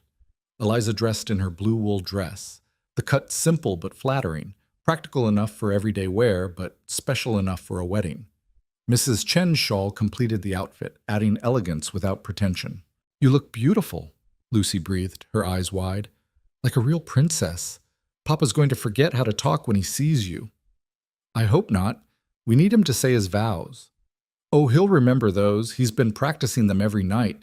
I heard him through the wall. He wants to get it perfect because you deserve perfect. Eliza's eyes burned with fresh tears. She'd cried more in the past 2 weeks than in the past 2 years, but these were good tears, happy tears, tears that came from being overwhelmed by love rather than grief. The ceremony was set for noon to be held in the ranch's large barn, which had been transformed by the efforts of everyone who cared about them. Pine branches and dried flowers decorated every available surface, and someone, probably Collins, had built a simple arch that framed the space where they'd exchange vows. Chairs borrowed from various sources lined up in rows, enough seating for the 30 or so people who'd confirmed they'd attend. As Eliza walked toward the barn with Lucy holding her hand, she felt her heart racing. This was it. The moment where everything changed permanently, where she stopped being Eliza Moore, woman without a home, without a place, without belonging, and became Eliza Hale, wife and mother and permanent member of this community. The barn fell silent as she entered, all eyes turning toward her. Nathan stood at the front beneath the arch, and the look on his face when he saw her made every moment of fear and doubt worth it. His eyes went wide, his breath catching visibly, and when she reached him and took his hands, she could feel them trembling. You're beautiful, he whispered, just for her. Absolutely beautiful. So are you, she whispered back, and it was true. He'd dressed in his best suit, had shaved carefully, looked younger and happier than she'd ever seen him. The The ceremony itself was simple, conducted by Mr. Peterson, who served as the occasional minister for the community. The words were traditional, the promises ancient and binding. But when it came time for them to speak their personal vows, Nathan's voice carried clear and strong. Eliza, when you arrived at my ranch, I thought I was hiring a cook, someone temporary to fill a practical need. I had no idea I was welcoming home the missing piece of my family, the person who would teach me how to live again instead of just survive. You've brought light back to this house, laughter back to my daughter's life, and hope back to my heart. I promise to honor you, protect you, stand beside you through whatever comes. I promise to build a life with you where you always know you're wanted, you're valued, you're home. I promise to love you every day for the rest of my life, and to make sure you never doubt that you made the right choice in staying. Eliza's vision blurred with tears, but she forced herself to speak clearly when her turn came. Nathan, I came to your ranch running from my past, convinced I could never trust or belong again. You gave me sanctuary when I needed it most, but more than that, you gave me a reason to stop running. You and Lucy showed me what family really means. Not perfection or obligation, but choice and commitment and showing up for each other even when it's hard. I promise to be the wife you deserve, the mother Lucy needs, the partner who stands beside you in all things. I promise to choose you every day, even when I'm scared, even when it would be easier to run. I promise to build a home with you where love is stronger than fear and where belonging is something we create together, one day at a time. There wasn't a dry eye in the barn by the time they finished. Even the ranch hands were suspiciously bright-eyed, though they'd never admit to crying. Mr. Peterson pronounced them husband and wife with evident satisfaction, and when Nathan kissed her, thoroughly, possessively, tenderly, the barn erupted in cheers and applause. Lucy launched herself at them both, wrapping her arms around their legs. You're married! You're really married! I have a mama now! Eliza scooped the girl up, holding her between herself and Nathan, the three of them forming a unit that felt complete in a way nothing had before. You do, sweetheart. Forever and always, you have a mama. The celebration that followed was joyful and chaotic, filled with music and dancing and more food than seemed possible given the resources available. People who'd been uncertain about accepting Eliza now came forward to offer genuine congratulations, won over by the obvious love between the bride and groom, by Lucy's uncontainable happiness, by the way the whole ranch seemed to glow with contentment. Mrs. Chen embraced Eliza warmly. Welcome to the community, Mrs. Hale. Properly this time, with no reservations. You're one of us now. Even Mr. Jenkins, the general store owner, approached with an awkward smile. Congratulations. And I wanted to say, what Mrs. Patterson did, spreading those stories, it wasn't right. Most of us see that now. You've proven your character through your actions, and that's what matters. The only notable absence was Mrs. Patterson herself, who'd apparently chosen to boycott the wedding rather than admit she'd been wrong. But her absence was more blessing than loss, allowing everyone else to celebrate without tension or judgment. As evening fell and the celebration began winding down, Nathan pulled Eliza aside to a quiet corner of the barn. The sounds of fiddle music and laughter continued behind them, but in their small bubble, it was just the two of them. How are you feeling, Mrs. Hale? He asked, his arms encircling her waist. Overwhelmed, happy, terrified, grateful, all of it at once. She leaned into his embrace, feeling safe and cherished in a way she'd never expected to feel again. Is this real? Are we really married? Very real, very married, and there's no escape now. But he was smiling, his eyes warm with affection and promise. I don't want to escape. For the first time in my life, I want to stay exactly where I am. Good. Because I fully intend to keep you here. He kissed her again, slower this time, deeper, tasting of promise and permanence. When they finally pulled apart, he said quietly, Thank you for giving me another chance at this. At family, at partnership, at love. After Sarah died, I thought that part of my life was over. I thought I'd used up all my chances at happiness. And then you walked into my kitchen with your carpet bag and your determination to stay invisible, and you changed everything. You changed everything for me too, Eliza admitted. You taught me that staying could be stronger than running, that love could be worth the risk, that home wasn't a place, but the people who chose to keep you. They stood like that for a long moment, wrapped in each other's arms while their new life unfolded around them.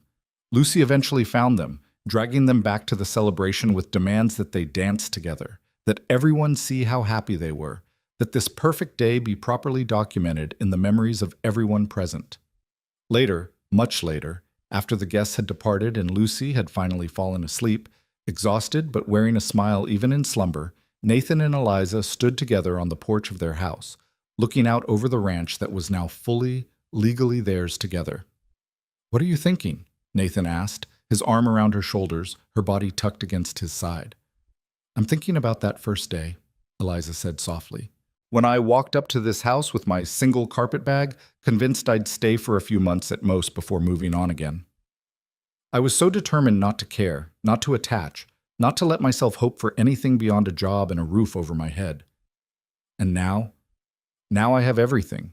A husband who loves me, a daughter who chose me, a home that's mine. People in town who've decided I'm worth knowing. A future that stretches out ahead instead of just an endless series of escapes." She turned to face him, her eyes bright with emotion. "You gave me all of that. You and Lucy, you gave me a reason to stop running and start living." "No," Nathan said firmly, cupping her face in his hands. "We gave each other that. I was just existing before you came, going through motions, raising Lucy, but not really living either. You brought warmth back to this house, hope back to our lives. We saved each other, Eliza. That's what makes this work."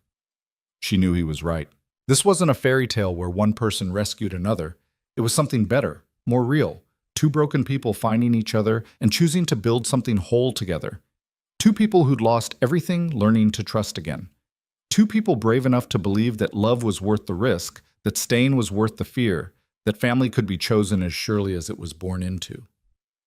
"I love you," she whispered, the words coming easier each time she said them. "I love you and Lucy and this life we're building. I love that I get to wake up here every morning. I love that this is home." "I love you too," Nathan replied, "more than I thought possible, more than I knew how to say until you taught me how." They stood together in the darkness, the stars blazing overhead in the clear Montana sky, the ranch quiet around them. Inside the house, Lucy slept in her bed, secure in the knowledge that she had both her parents under one roof, that her family was complete. In the barn, the decorations still hung from the celebration, evidence of a community that had chosen to embrace rather than exclude, to welcome rather than judge. And on the porch, Nathan and Eliza held each other close and looked toward a future that finally felt certain. There would still be challenges. There always were. There would be harsh winters and difficult seasons, gossip that persisted despite evidence to the contrary, moments of doubt and fear that would need to be faced together. But they would face it all as partners, as husband and wife, as the family they'd chosen to become. Eliza Moore had arrived at the Hale Ranch believing she was there to cook. She'd thought her job was temporary, her stay brief, her impact minimal. She'd been wrong about everything. She hadn't come to work. She'd come home. She hadn't come to cook for a family. She'd come to become part of one. And Lucy had known it from the very first day, had seen what the adults were too afraid to acknowledge, that sometimes families weren't born, they were built, that sometimes mothers weren't assigned, they were chosen, that sometimes love didn't follow the expected path, but found its way anyway, persistent and true. "Come inside," Nathan said finally, his voice rough with emotion and promise. "It's cold out here, and we have a whole lifetime ahead of us to stand on this porch and count our blessings." "A whole lifetime," Eliza agreed, letting him lead her inside to the warmth of the house, to the life they would build together day by day, moment by moment, choice by choice. She'd come to Dry Creek to disappear. Instead, she'd been found. She'd come to the Hale Ranch to survive. Instead, she'd learned to live. She'd come expecting to leave eventually, as she always had. Instead, she'd discovered what it meant to stay. And in staying, in choosing this man, and this child, and this life, over the safety of perpetual motion, Eliza had found something she'd stopped believing existed. Home. Not the house, though she loved every board and beam of it. Not the ranch, though she'd come to appreciate its harsh beauty. But home in the truest sense. The place where she was known and wanted and loved, where she could be fully herself without apology or explanation, where belonging was something she'd earned not through perfection, but through showing up, day after day, choosing to stay even when leaving would have been easier. The house was warm when they entered, the fire banked but still glowing, ready to be brought back to life. Lucy's drawings covered the walls, evidence of a childhood happening in real time. The kitchen smelled faintly of the bread Eliza had baked that morning, of coffee and cinnamon and the accumulated scents of daily living. It smelled like home. Nathan closed the door behind them, shutting out the cold night and sealing them inside their small sanctuary. Tomorrow would bring new challenges, new adventures, new moments of joy and difficulty both. But tonight they had this quiet celebration of promises kept and futures secured, of a family that had chosen itself against all odds. "Welcome home, Mrs. Hale," Nathan whispered, pulling her close one more time. Eliza smiled against his chest, feeling the steady beat of his heart beneath her cheek, feeling Lucy sleeping peacefully down the hall, feeling the house wrap around them like an embrace. "Thank you," she whispered back, "for giving me one." And in that moment, with her husband's arms around her and her daughter safe in bed and the ranch quiet under a blanket of stars, Eliza finally understood what she'd been searching for all along. Not escape from judgment, not distance from pain, not constant motion to outrun her past. Just this simple, extraordinary gift of belonging, of being chosen, of choosing, in return, to stay. She'd thought Nathan hired her to cook. Instead, Lucy had picked her to be her mother. And somewhere between arriving with her single carpet bag and standing in her wedding dress, between running from her past and building toward her future, between being Eliza Moore and becoming Eliza Hale, she'd learned the most important lesson of all. Home wasn't something you found. It was something you built, one day at a time, with people brave enough to risk loving you and strong enough to let you love them back. And she was finally home.